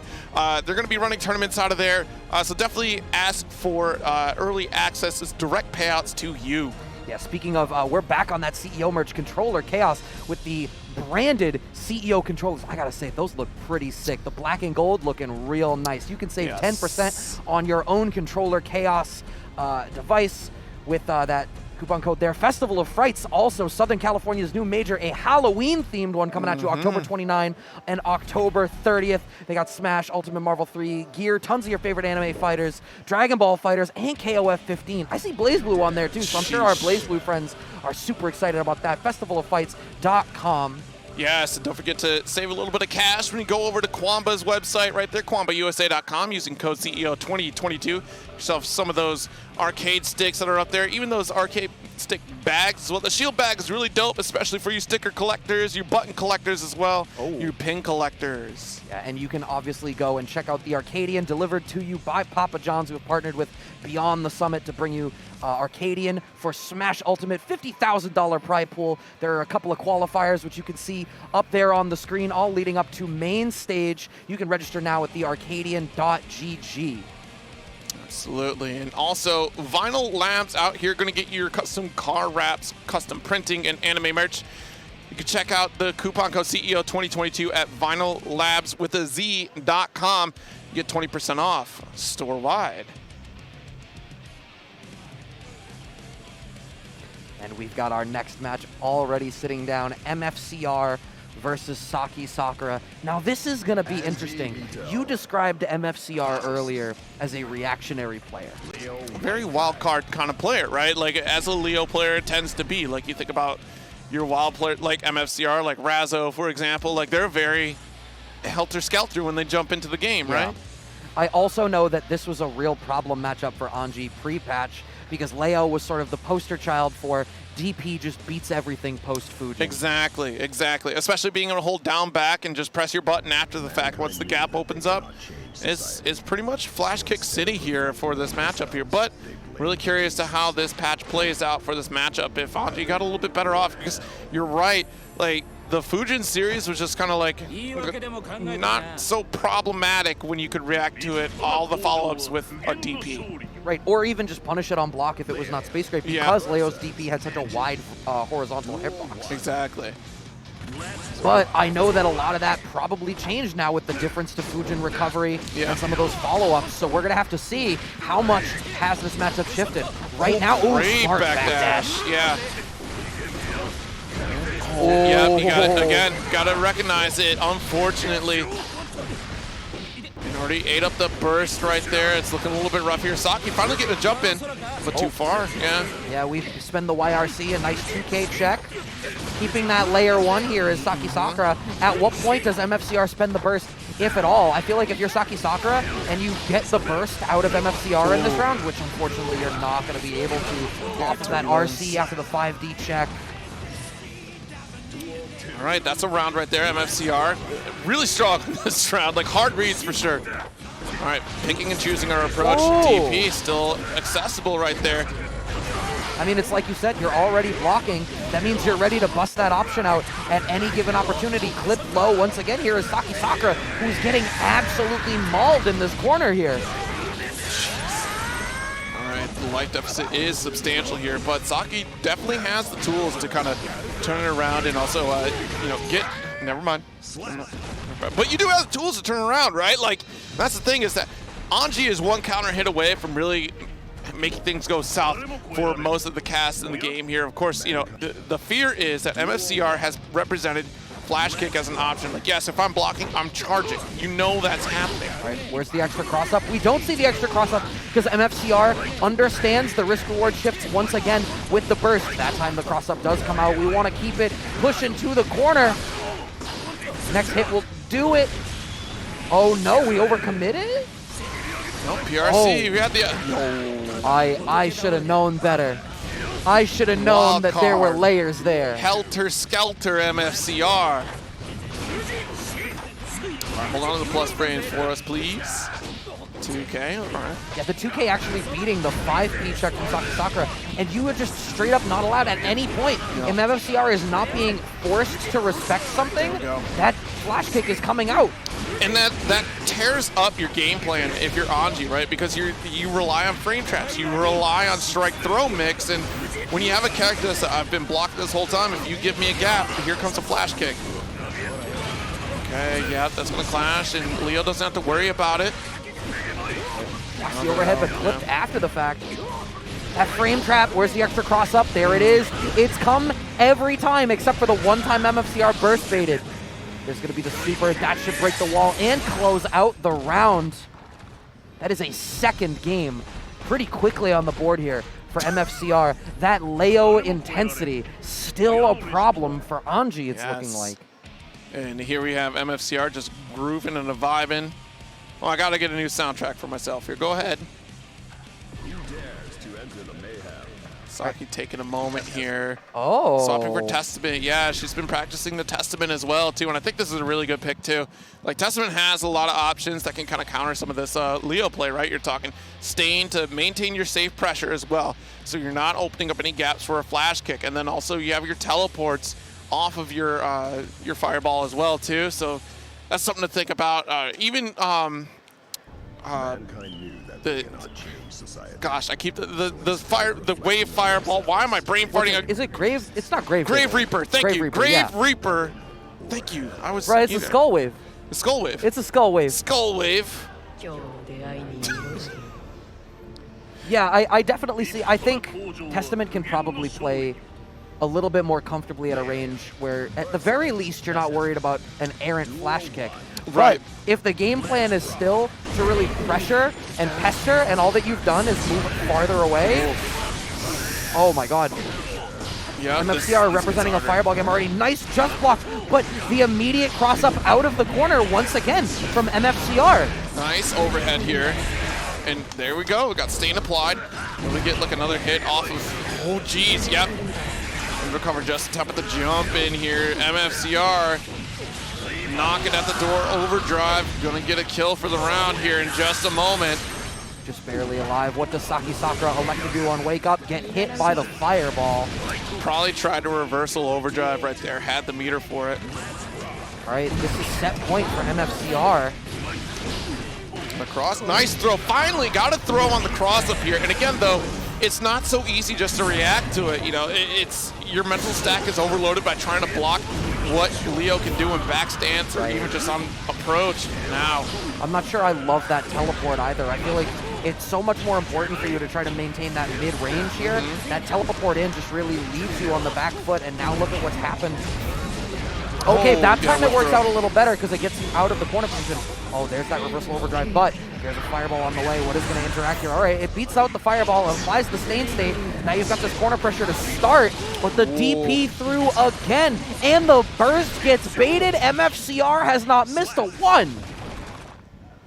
MFCR is in the head of SakiSakura right now. It's just so tough. Like, MFCR is a solid player. Yo, I'm not letting that be just about SakiSakura. Both sets that we have watched of MFCR so far in this pools wave have been so dominant, and no one is ready for that left-right in the corner. No. Even though it keeps being this consistent sequence of events outside of a couple of outliers if, you know, burst is around. But also just the way that MFCR is playing with the burst bait, there is just an immaculate sense of the state of the game and how it should influence their decision making that MFCR is continuously demonstrating through all of this that I really appreciate. Yeah, no doubt. Like, the decision making isn't just all haphazard. It is definitely, there's a purpose to a point. It has, like, you know, like you talked about earlier, the risk reward assessment out of, like, maybe if I try to burst or bait the burst here, like, what are the benefits I gain out of that? What's the expectation for the opponent to interact in this way? And it does seem really aggressive, but again, too, like, throughout that entire set, that was the answer to charge your flash kick between a lot of what Anji was doing. And Anji does not have an answer for that, right? Like, unless you've got some meter to try to really drift it out and bait a flash kick, you had to keep your strings tight. And that just was, it's the way Anji is built. So I like the Testament switch. I think Testament's a great pick against Leo, but probably not as comfortable with Testament quite yet. I know Saki's really been practicing the character, but you always go back to your comfort food quite often when it comes to your side characters are really in a tournament setting. Yeah, it's hard, and they're definitely very different beasts. Testament to Anji, right? Very different approaches in the game. Anji, with the way that Anji was reworked in this patch, obviously there's a little bit more to consider there. Whereas for Testament, pre-patch to post-patch, I don't know if the game plan changed. I think that it just got cleaned up a little bit. Maybe not as much as some of the other DLC characters that got some love. We're going to show some love to the next match, already sitting down. Dusty versus Ominousc. Ominousc? Ominousc, yes. Ominousc. Ominousc. All right. Ominousc and Dusty. Dusty is a familiar name. I feel like I've seen Dusty before, but I'm having a hard time recalling. I feel like that's a Winston Night Fights player, if I'm not mistaken. And I'm sure Light the Iron Man is going to just absolutely destroy me for not remembering. We don't got to worry about that. All we got to worry about is making sure that y'all are enjoying these fantastic games. Once again, this is the last Gear Strive wave of the evening. Of the evening, yes, yes. We made it. Day one, we made it. We're getting through it. Still plenty of action to be had, though. Yeah, there's 3 more waves tomorrow. Gear is so poppin' still. Yeah. I mean, there's been, I believe, like nearly 600 entrants for Guilty Gear this weekend. So that's a lot of folks. Yeah, 559 entrants in the bracket for Guilty Gear Strive alone. That is insane. Yeah, so definitely a lot of gameplay to go. Plus, folks are striving for that ring appearance. Oh, yeah, everyone's going to be hungry for that. Have you seen the ring yet? I've not seen it yet. No, I've seen it assembled, like they were putting it up, but I've not seen the final product yet. Like, I've seen signage. Like, I'm waiting for it. I'll see it tomorrow. Yeah, I am excited for this weekend. The top 8 finals starting tomorrow are all going to be in the ring. So going to be plenty to watch. Yeah, obviously, that's Strive for all the main games, on Sunday. Yes. The final game Sunday will be Guilty Gear Strive. Yes. So it looks like Jacko and Ramlethal. Yeah, doesn't Dusty play Jacko? Dusty is the Jacko, Purple Jacko. You made a read on the color now. I'm holding out. It's Purple Jacko. Dusty is Purple Jacko, right? No, I'm thinking Adventure. Yeah, I'm thinking Adventure is Purple Jacko. You do have Jacko versus Ramlethal. Now this is going to be interesting, because I really think Jacko's in a great spot in this patch. She really is. She's looking so strong. The fact that her, minion mini game is available to her at round start just means that it's so much easier for her to properly get started. And it's sort of, I mean, I saw so little of her pre-patch. It's one of those things where, these underutilized characters, there's this element of like, wow, how much of this is new and how much of this could you always do? And it was just dated behind the difficulties that you had even getting started. Right. Because I know it's obviously not just the minion change happened. I know they made a fair few changes for her. She's definitely sitting pretty, and her mix-ups with those ambiguous left-rights, so she just drops the minions on you. So difficult. But point being, this is still Ramlethal. You have to navigate through that field of swords before you can really get in and get some stuff started. But, Jacko players historically seem like they're pretty comfortable playing at like a full-screen game and like letting the minions get out and then only getting in behind the cover of the minions. Yeah, and it's a great call because look at this. We've got the soccer kick as well, just keeping the minions on top of the opponent here. and giving Ramlethal a taste of her own lockdown pressure. Nice, here we go. Got the minions to follow up. Dust gonna get burst in. Dusty has a substantial life lead already, too. Jump K connects here, and the cross up here calling out. There is that mix-up already represented. Oh, a little bit shallow on trying to get that minion out. All right, Ominousc finding the party starter here. There's plenty of resources on deck. PRC to keep the sword throw safe. Nice. You have to weather this storm. Oh, we just finished the Rekka string because I guess we didn't believe that an RC combo would kill. We wanted one more, but just barely still alive. What's Dusty gonna do? PRC the air. Oh! I thought that was Dusty's air throw. You know, mash on the throat, because you know what's going to happen, right? You've been caught in the air how many times by someone PRCing below? You know you're mash and throw at this point. That's absolutely. just muscle memory. That air dash back. Oh no. All right. This is not looking good here. Burst very nearly on deck for Ominousc too, so you could look for a momentum burst. Oh no, we just get a whiff punish on the PRC forward drift. First game on the board here for Ominousc. That first round was looking so good for Dusty for a minute there. Really was. You know, and again though, like Jacko's one of those snowball effect characters, right? If you really let Jacko kind of run away with the game, then it's going to be problematic for Ramlethal here. But the 5K destroying all minions here. Slash, great mid-range buttons as well. All right. Isolated from the minion. Ominousc has this corner position, catches the backdash. Dusty has to burst. Yeah, and honestly, really smart going for the windshield wipers a little bit short. That shield was actually a big problem.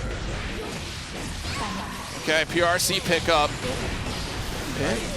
Throwing out the sword. There's the YRC from Dusty. Gonna have to try to make this comeback as honest as one can. We still got a burst on the table for Ominousc. Look at the patience that Ominousc is playing with. Does not want to overcommit and start to swing this round away. Nice 6P representation. The minions start to come out. Nice Sandwich between the minions. Yeah. All right, does have burst available. Do we spend it? We got the counter hit Dust. Oh. There's the burst. Oh, you know what? You weren't in the corner anymore. I'm okay with it once you're out of the corner. I feel like with the health totals where they are, it was scary, but it also maintains your advantageous screen position. Exactly. So I'm behind it. Oh, the 5K check. The sword is still going to blow. Yep. Hyper beam able to fire. It's like the Ultraman beam ready. That is such a healthy life lead. Yes. 2K2D. No check after. Dusty just gives the turn back. There we go. Got the tap Dust and great blocks from Dusty right now. Gold burst needs to get out of this corner situation. And the backdash shimmy. Yeah, we saw the chase from Ominousc. Yeah, that was a really important backdash there to get the party started. Yes.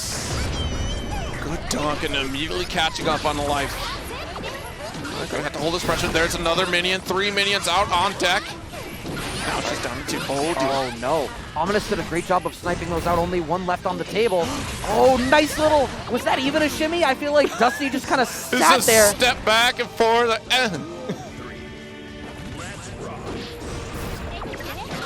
Right, got her knocked down already here, and thus begins the Jacko snowball effect here, but already got chipped out. No minions out. I feel like every time Dusty gets the minions out, Ominousc is finding these really great spots to press the issue as the minions are coming out, and then force Dusty to just have to block through their turn at running their mix-up structure. Yeah, it's really important to try to not let the minions really get set up at all, because that can be so overwhelming. Great reversal here. Raw, so it's going to be a grip. Oh, grip is right. The minion is out. We are checking low. Burst gets baited, this time from Dusty, closing out the round. Game 2 yeah, sigh on the of relief. board. Yeah, take a deep breath. That was a good one. It's just like Dusty can't make a mistake. It feels like it swings so hugely back into Ominousc's favor. Right. The second you work so hard to get the minions out and set up, and Ominousc is hitting that dash macro. And Nice why not, right? Because the act of trying to set up the minions is surrendering some of your neutral game on the ground. Right. And you're going to have to surrender some of this health thanks to that overdrive from Ominousc here. Big jump in. PRC tap Dust. Look, take your pick. All right, Ominousc taking that lead, has burst, so plenty of resources for this round too. Nice burst off the table from Ominousc. We will take that burst as the resource. Look at the fact Dusty is backdashing in so many of these spots now, specifically so that they can whiff punish Ominousc trying to take their turn through the minion pressure, which you were taking no turns there. What do you do? All the minions coming out here. Nice. Throwing out another minion setup here once again. Coming high. Nice juggle. Such a clean round once again. If you can really press this issue, Ominousc is not going to get their burst back anytime soon. Again? Does Ram have a -1 frame air throw? How is Dusty getting caught out in all these spots?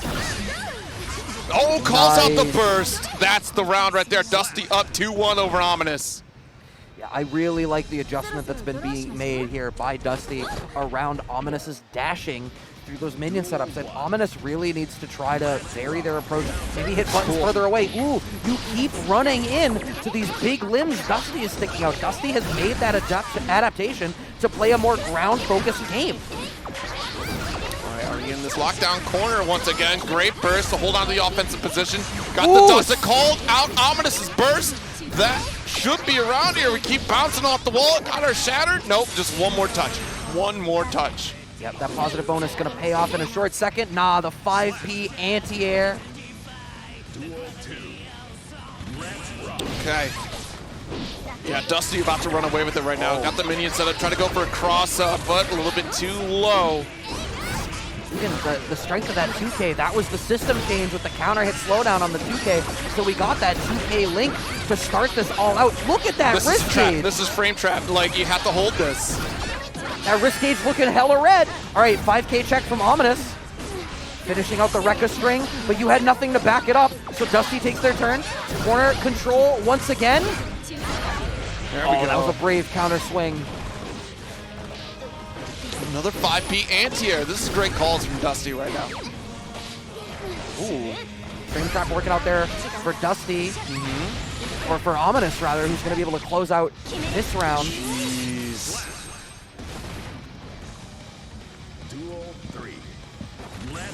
Okay. Final round. Final game for Dusty in particular. Right. Going for that 5P check. These frame traps that Ominousc is constructing, a lot more 2K, 2D. Oh, actually using the dash cancel there just to try to generate a little bit of additional pressure. Right. Oh, the chase down on the, you pulled the minion and then you didn't follow up immediately. All right, YRC. Oh, nice PRC from Ominousc to actually steal the corner back. And smoked out for trying to bring out the minion again. Ominousc has not necessarily changed the approach on the ground game in the sense of how actively they're playing about the minions. It's that they're picking a different time to call out Dusty for summoning them. Like, it's not about letting them get out and then challenging the approach after. It's about immediately going aggro before the minion can even be brought into play. So Dusty switches over to the shield from the minion. Okay, nice. Got our sword throw here.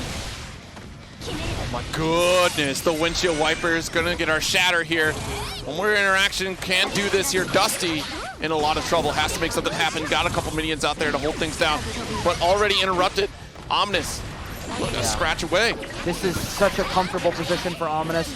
You have burst if you need it, but I don't think that you're gonna need it. I don't think that you should spend it, rather, is what I mean to say. Another anti-air 5P, this corner position looking all right for Dusty. If you can get the resource out of him, that is ideal, but you don't get the resource. Instead, you get smacked out by the sword. Ominousc on set point.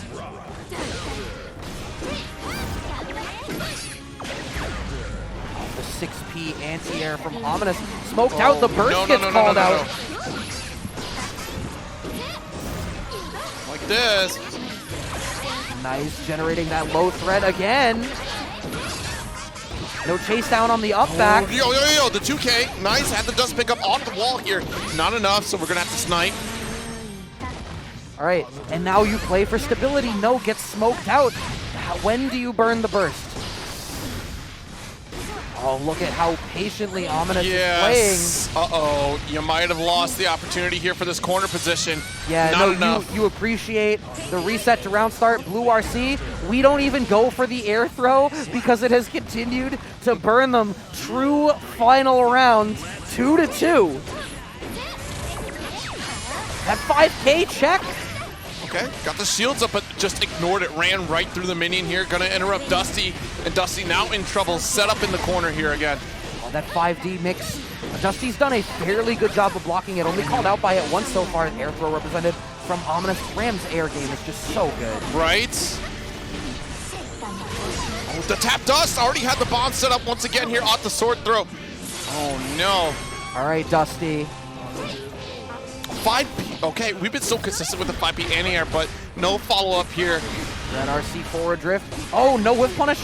Oh my god, really pressing the issue. YRC represented from Dusty. We're trying to throw out the minions, but this is such a scary spot to be in, navigating around the sword explosion, but you still get smoked out.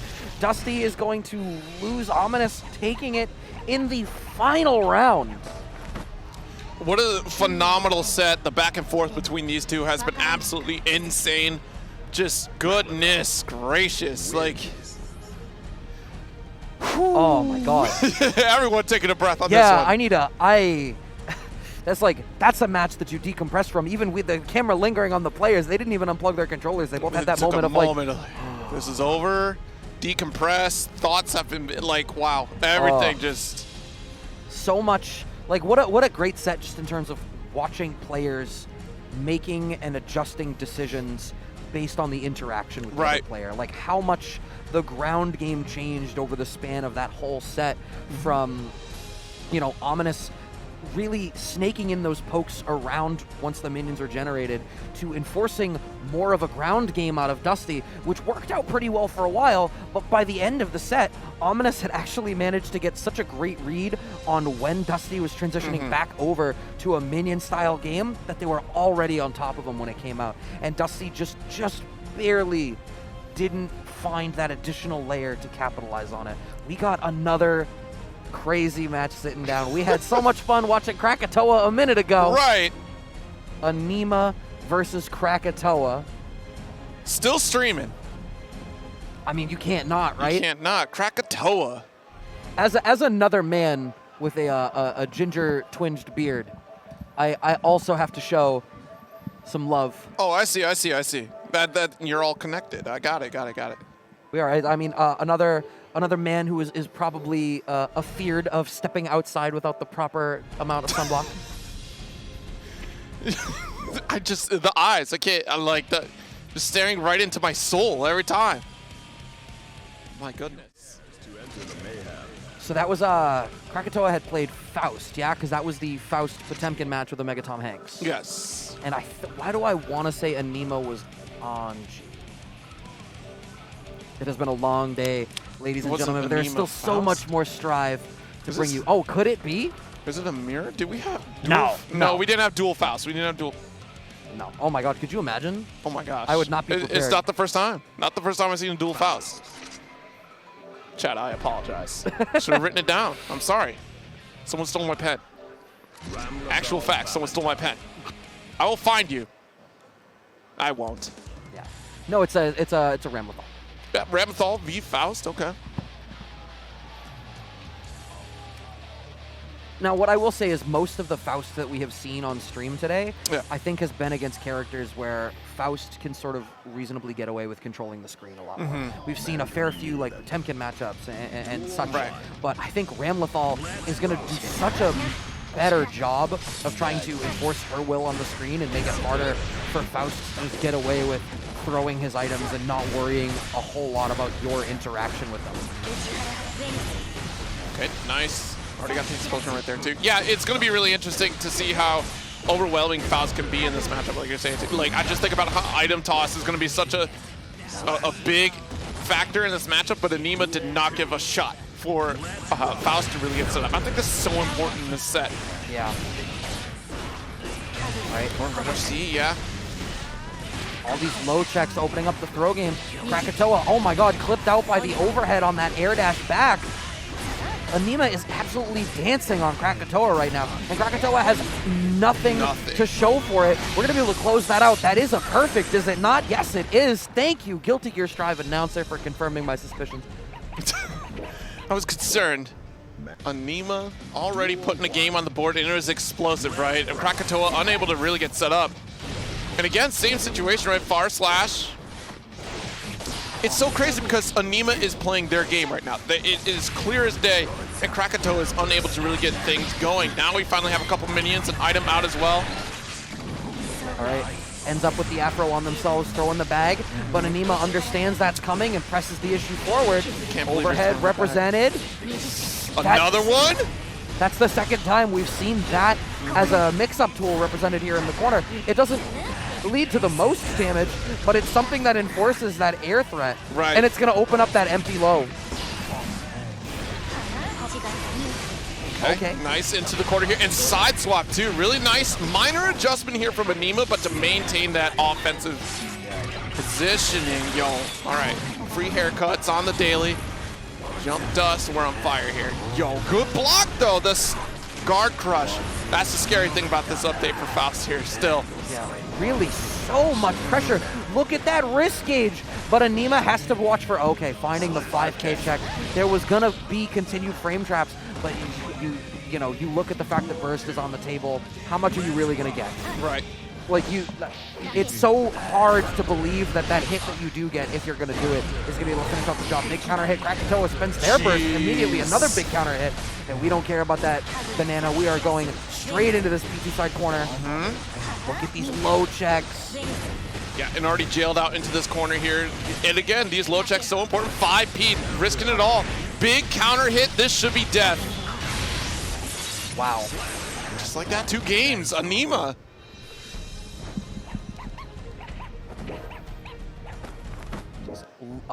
Just a second of deliberation there from Krakatoa before we hop back in. But it's like, I'm hard-pressed to even suggest what Krakatoa needs to do, because I think you hit the nail on the head right in the beginning. Aneema was playing their game.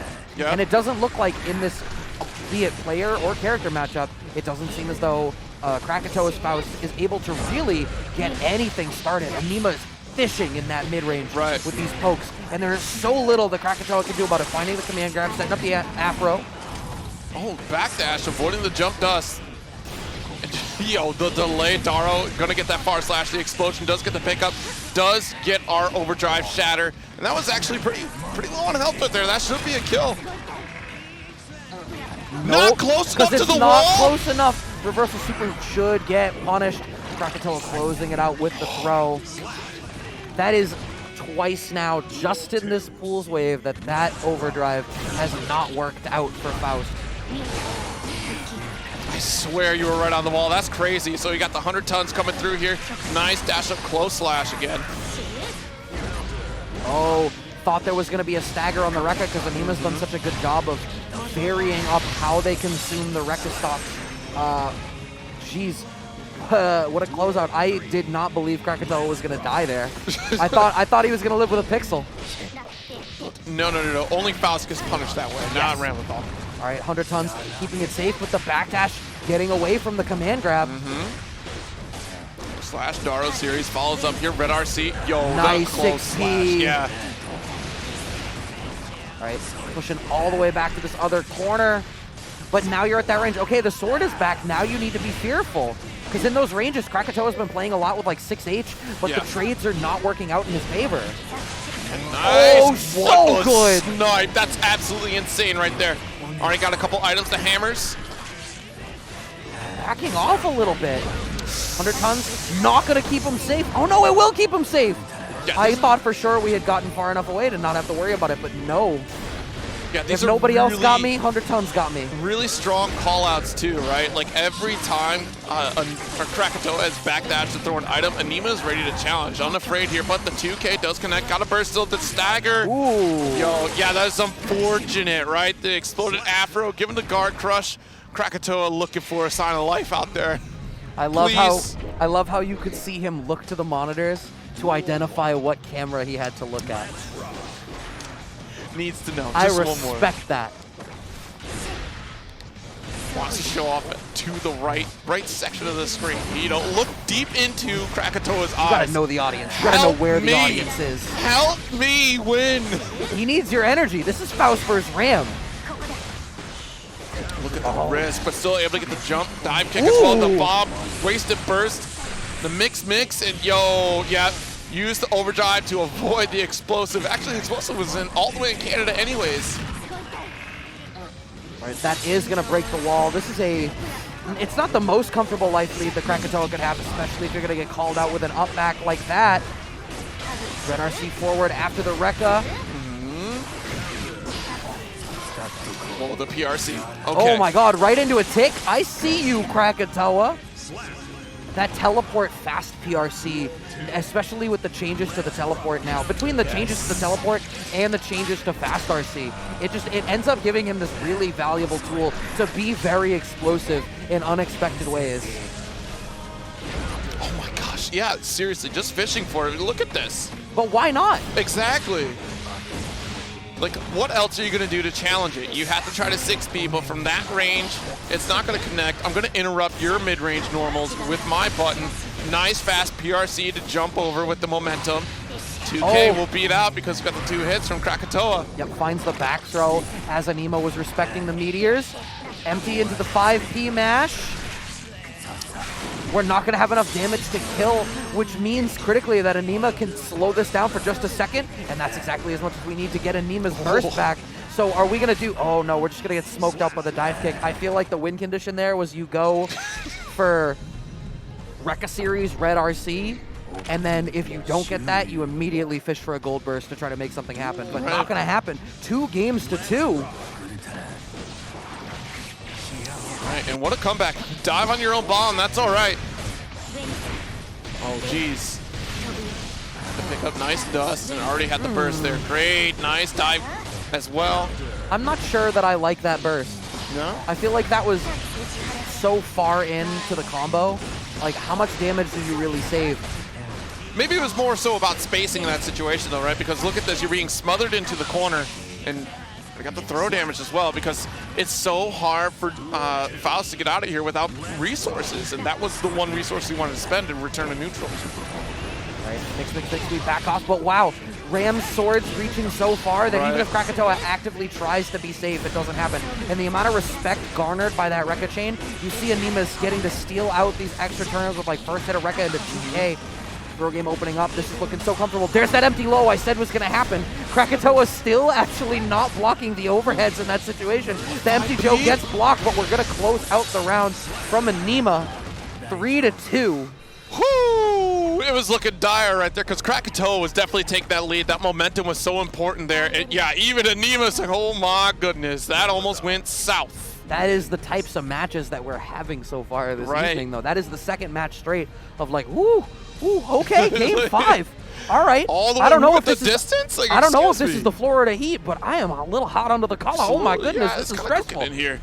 And the next one, another Faust about to sit down on the stream. Apologyman sitting down back on the setup versus SorcererTwyx, SorcererTwyx. Twix. It's all in the mix. It is. Is it now? I didn't know. You left or right? See, I know that I'm supposed to have an answer. Okay. Maybe this is unpopular. I always felt like that was silly. Because I'm eating both Twix. That's true. We're eating both. I'm eating which both one of are you them. eating first? Left or right? I guess left. I'm going left. Okay. Taking L's. I got it. That's all right. Well, I wasn't ready. I wasn't ready. I wasn't ready. Send me back to the duty finder, boys. Got smoked in the duty finder out here. And look at this. The full ensemble, the Black Mage, SorcererTwyx is out here. Yeah, setting up the ley lines right there on the stage. Yep. My goodness. Do you think SorcererTwyx can use Zeta Flare? Is that that possible for SorcererTwyx, or is only Donald Duck capable of doing that? I don't know, but now we're crossing over 2 different franchises. What I do know is that this is to get out of the pool in the winner's side. So both of them going to be moving on to the next wave happening tomorrow, the Phase 2.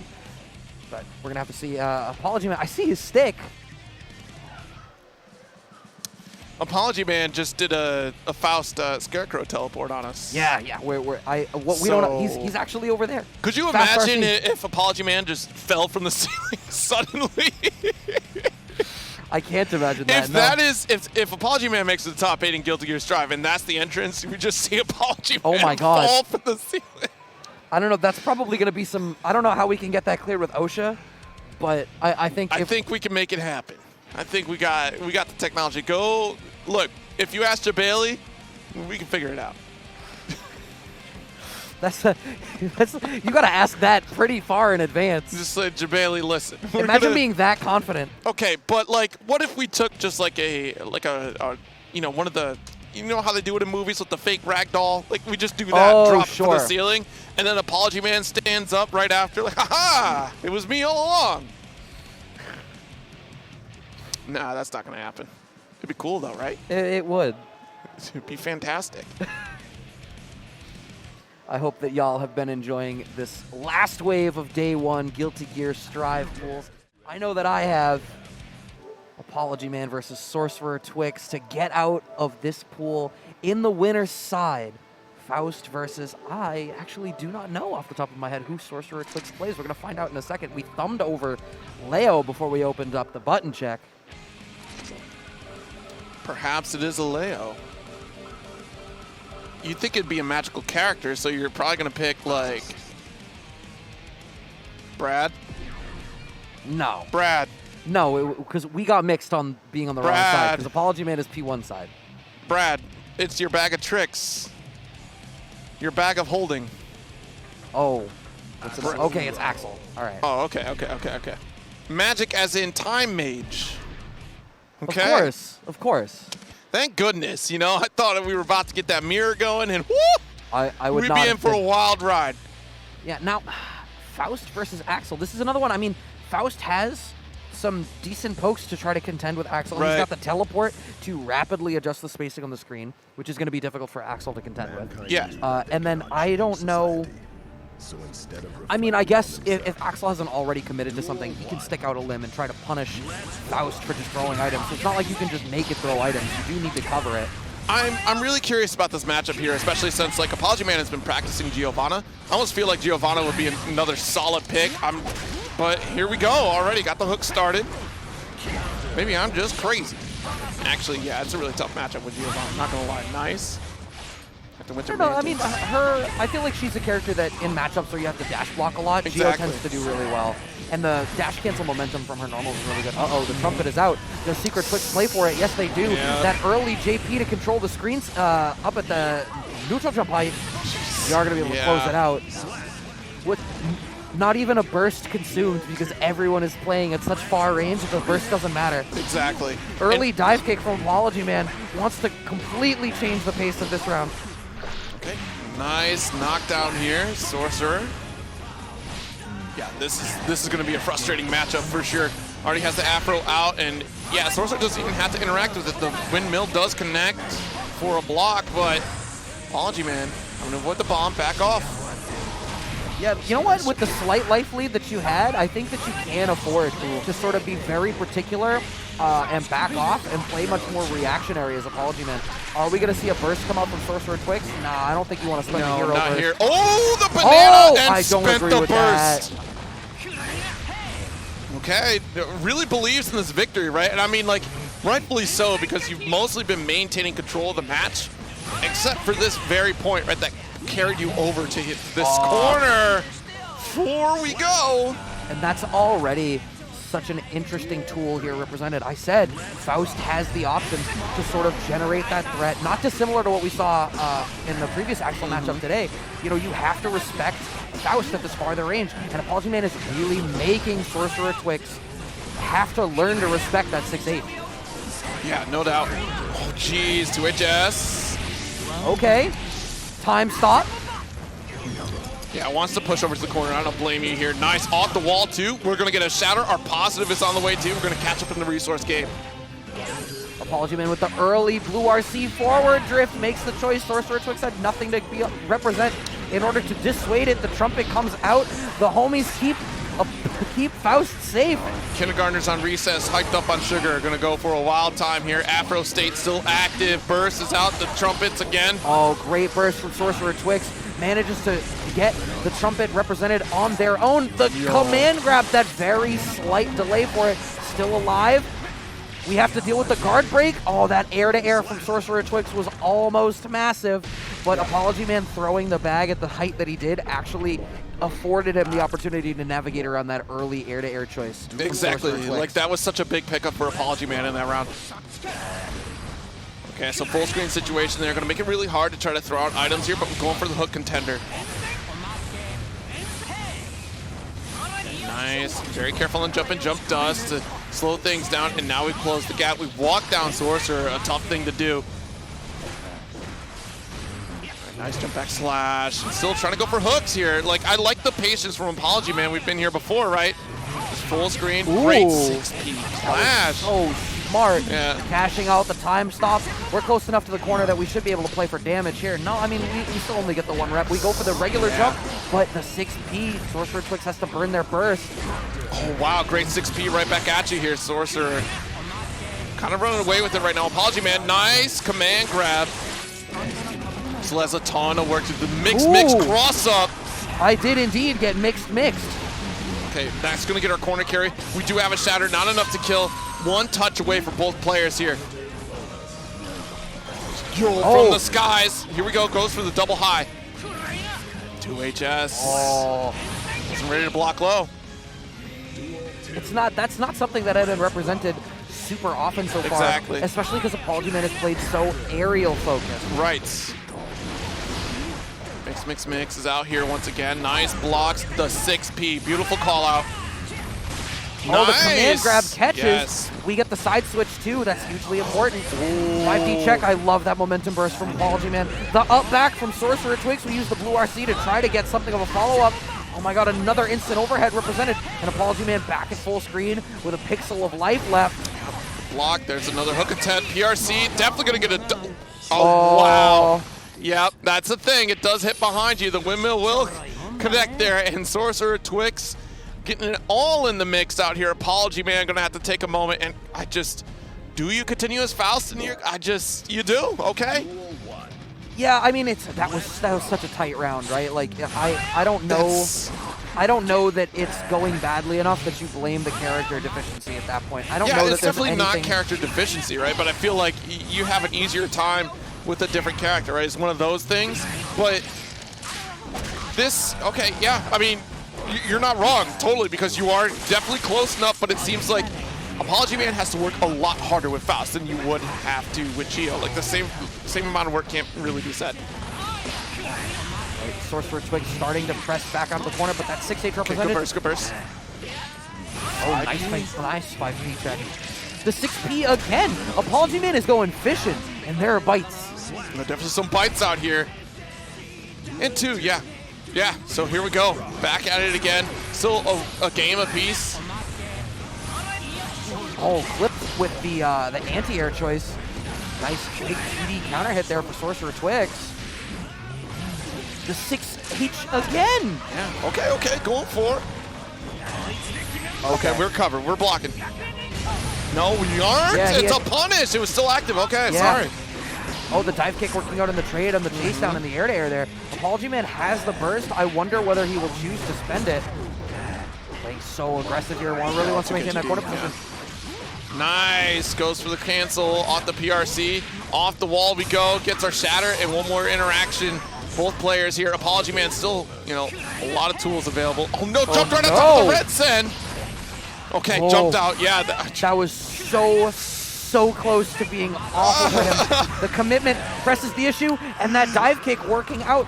The representation of the dive kick has been doing wonders for Apologyman, specifically because it fundamentally changes the air approach. Right. And what's happening is this dive kick is making it harder for SorcererTwyx to plant air-to-airs. There's like so many of these dive kicks are connecting as air-to-airs or air-to-air trades.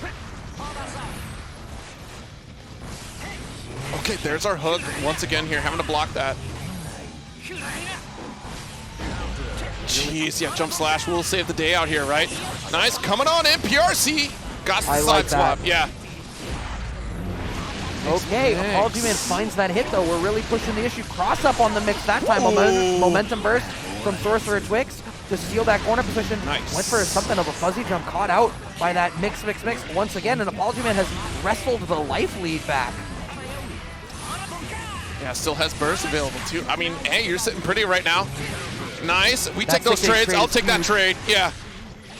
All right, 5P interrupt the dive kick. You know, what a call out. Honestly, like you said it earlier, that dive kick being represented is so big in Apologyman's game. Pressing the issue with Mix. SorcererTwyx, the dive kick. Again, this jump back is just doing such a great job of forcing SorcererTwyx to try to stay on the ground. Ooh. Oh, Good cancel into that command grab as well, though. Oh, clipped with the low option. I think you get so conditioned to expect the overhead so that you could ignite the afro. And Apologyman was like, why would I do that? I have bar.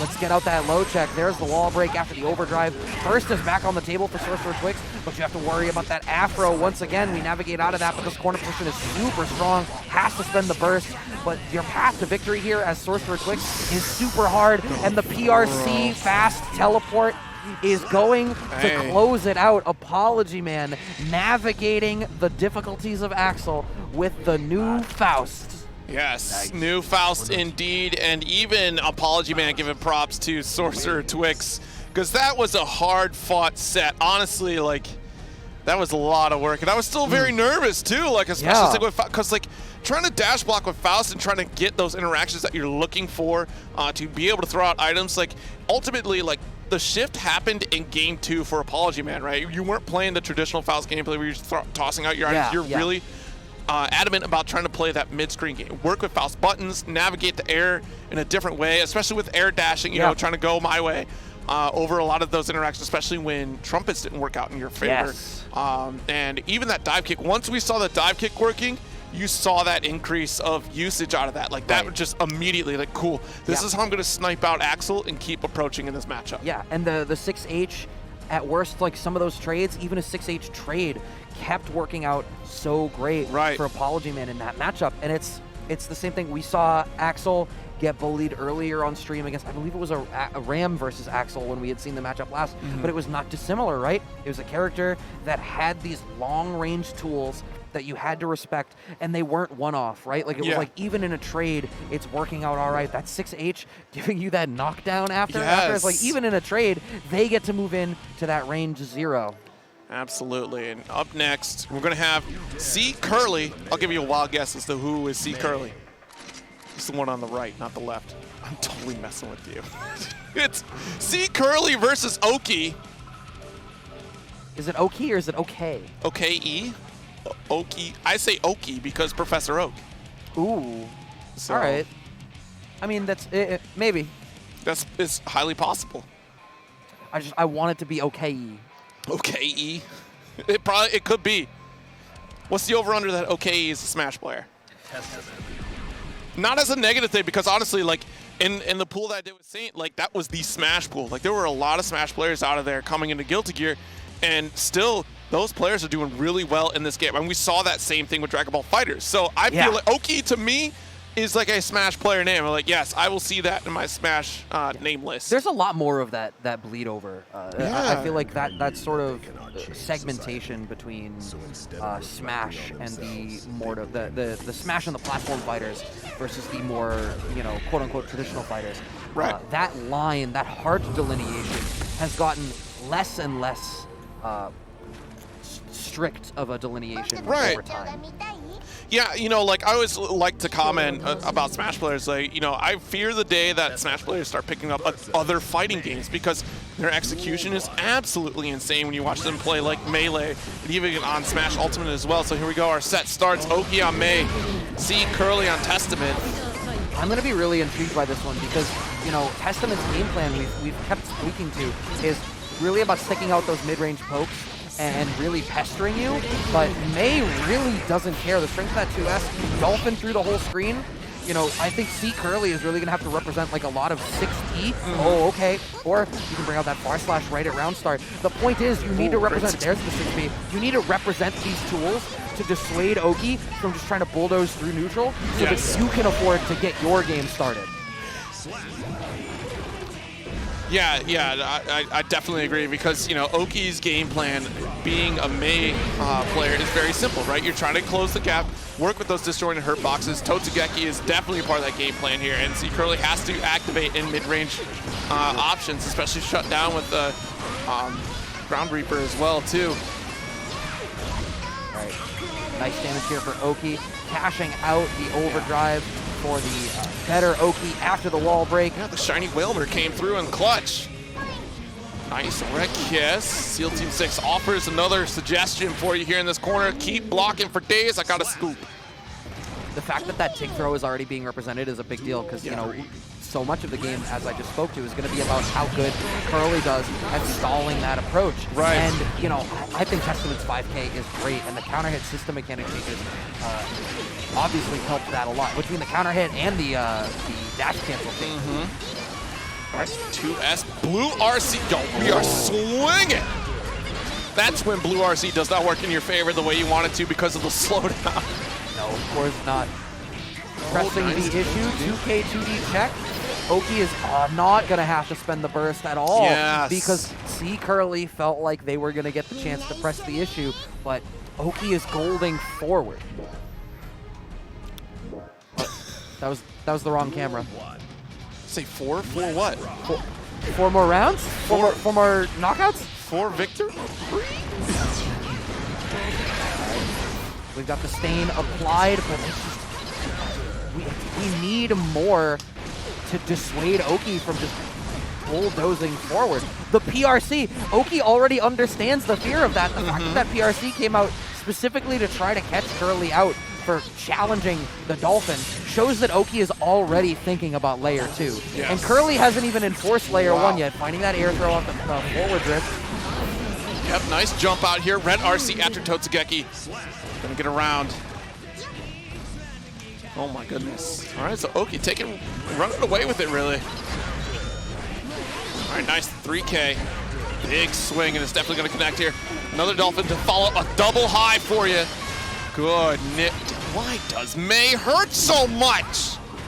She does so much damage. May the accountant out here doing numbers. Oh, perfect. So I've just checked the bracket while we were watching all of that. This is a match to get out of pools. This is a match to get out in the loser side, though, of Pool Wave E1 here. Oakey sitting pretty right now. This is a really dominant performance. I don't feel like, I don't know if it's a player deficiency or a character deficiency, but Curly has not represented any tools to slow Oakey down from absolutely running over this. Early wall break, a healthy life lead for Oakey again. Oakey hasn't even had to spend the burst, and these PRCs after the Dolphin are absolutely exposing Curly. A perfect to open up game 3. Okay, Oakey. Okay, Oakey. Okie dokie, Oakey. Okie dokie, Oakey. Got the command grab. 6P blowing up the beach ball, but that's not doing anything to dissuade May. 5K anti-air. All right. You can start playing your game now, Curly. Show me something. Yeah, definitely. Great 6P. And the dash. Oh, what? Please. Didn't want the overhead kiss. Wanted to keep the same side. Nice burst. Wants to keep the offense going. Totsugeki. Look, burst when from May Curly. Totsugeki is after a counter hit, it's insane. Oakey believes. All right. We're going to be able to press the issue here. Something of a drop. Maybe we went for a scrambly reset. Nice 6P check. This is the thing we need to see. Curly needs to try to identify that. We could see this going forward. Any poke could do it. Finding the 6P on the Dolphin. Signs of life from Curly. Okay. Another round here. Look, you have a couple games too, so don't get dissuaded if it doesn't go your way in this game. But Oakey already has the corner position, but opting to back off, expecting an air-to-air maybe? The teleport, but the up Dolphin from Oakey not respecting any of it because you've not informed layer 1. Yeah, that's so important. You keep, like, just the fact that you've not established that you need to keep Oakey blocking. Like, Curly has not represented any of those options that, look, what respect do I need to give you? You're messing up your meaty timings. Now you got the overdrive reversal. You're out of meter, so now you have to keep. Oh my God. The 2K check. Nice block on the burst. This We're is a not big going to be able to kill, though. Curly could still lose out on this, and they do. They commit to the 6P anti-air, but Oakey actually... Oh, and they rush the stage because Oakey makes it into the next wave. What a turnaround right there. Absolutely tremendous. Aneema up there.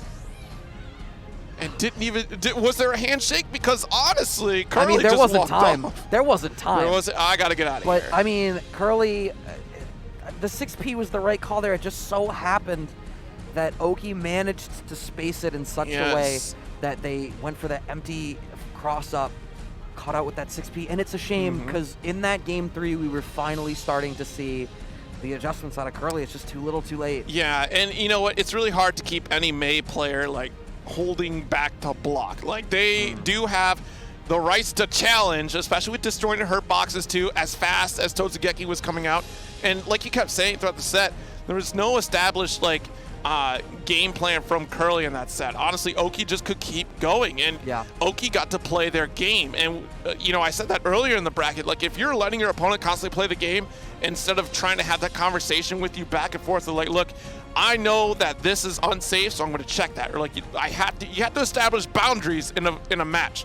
Establish that I'm not going to allow you to set up Tozugeki in these corner situations. I'm not going to allow aerial Tozugeki. I'm going to, like you said at the start, look, 6P is being represented, so that's my anti-air option, and you have to recognize that I'm aware when I'm going to be able to counter. Yeah, and all of you should be aware that that does close out our presentation of Guilty Gear Strive here for you at day one of CEO 2022. That closes out day one. What a day one it has been, but don't you worry, there are plenty more fighting games coming at you out of CEO. We have day two starting tomorrow. I believe stuff starts at 10 a.m. tomorrow. Yes, indeed. 10 a.m. will be the beginning of CEO day two. And you know, you can keep it locked to the CEO Gaming assorted social medias so that you know when we're all going live. There's plenty of action still to come at you. I am super excited for the rest of this. KOF is going to be starting on Tampa Never Sleeps. This is the channel that we're on. Yes, it is. So plenty more varied action. KOF is I know KOF is bumping tomorrow. Oh yes, I think they're going up to top 8 tomorrow. Yeah. Oh my goodness. I think they are. It's already time. Oh my goodness. Ring entrances are happening. Ring entrances tomorrow. Everybody, ring entrances are happening. Yeah, but so ring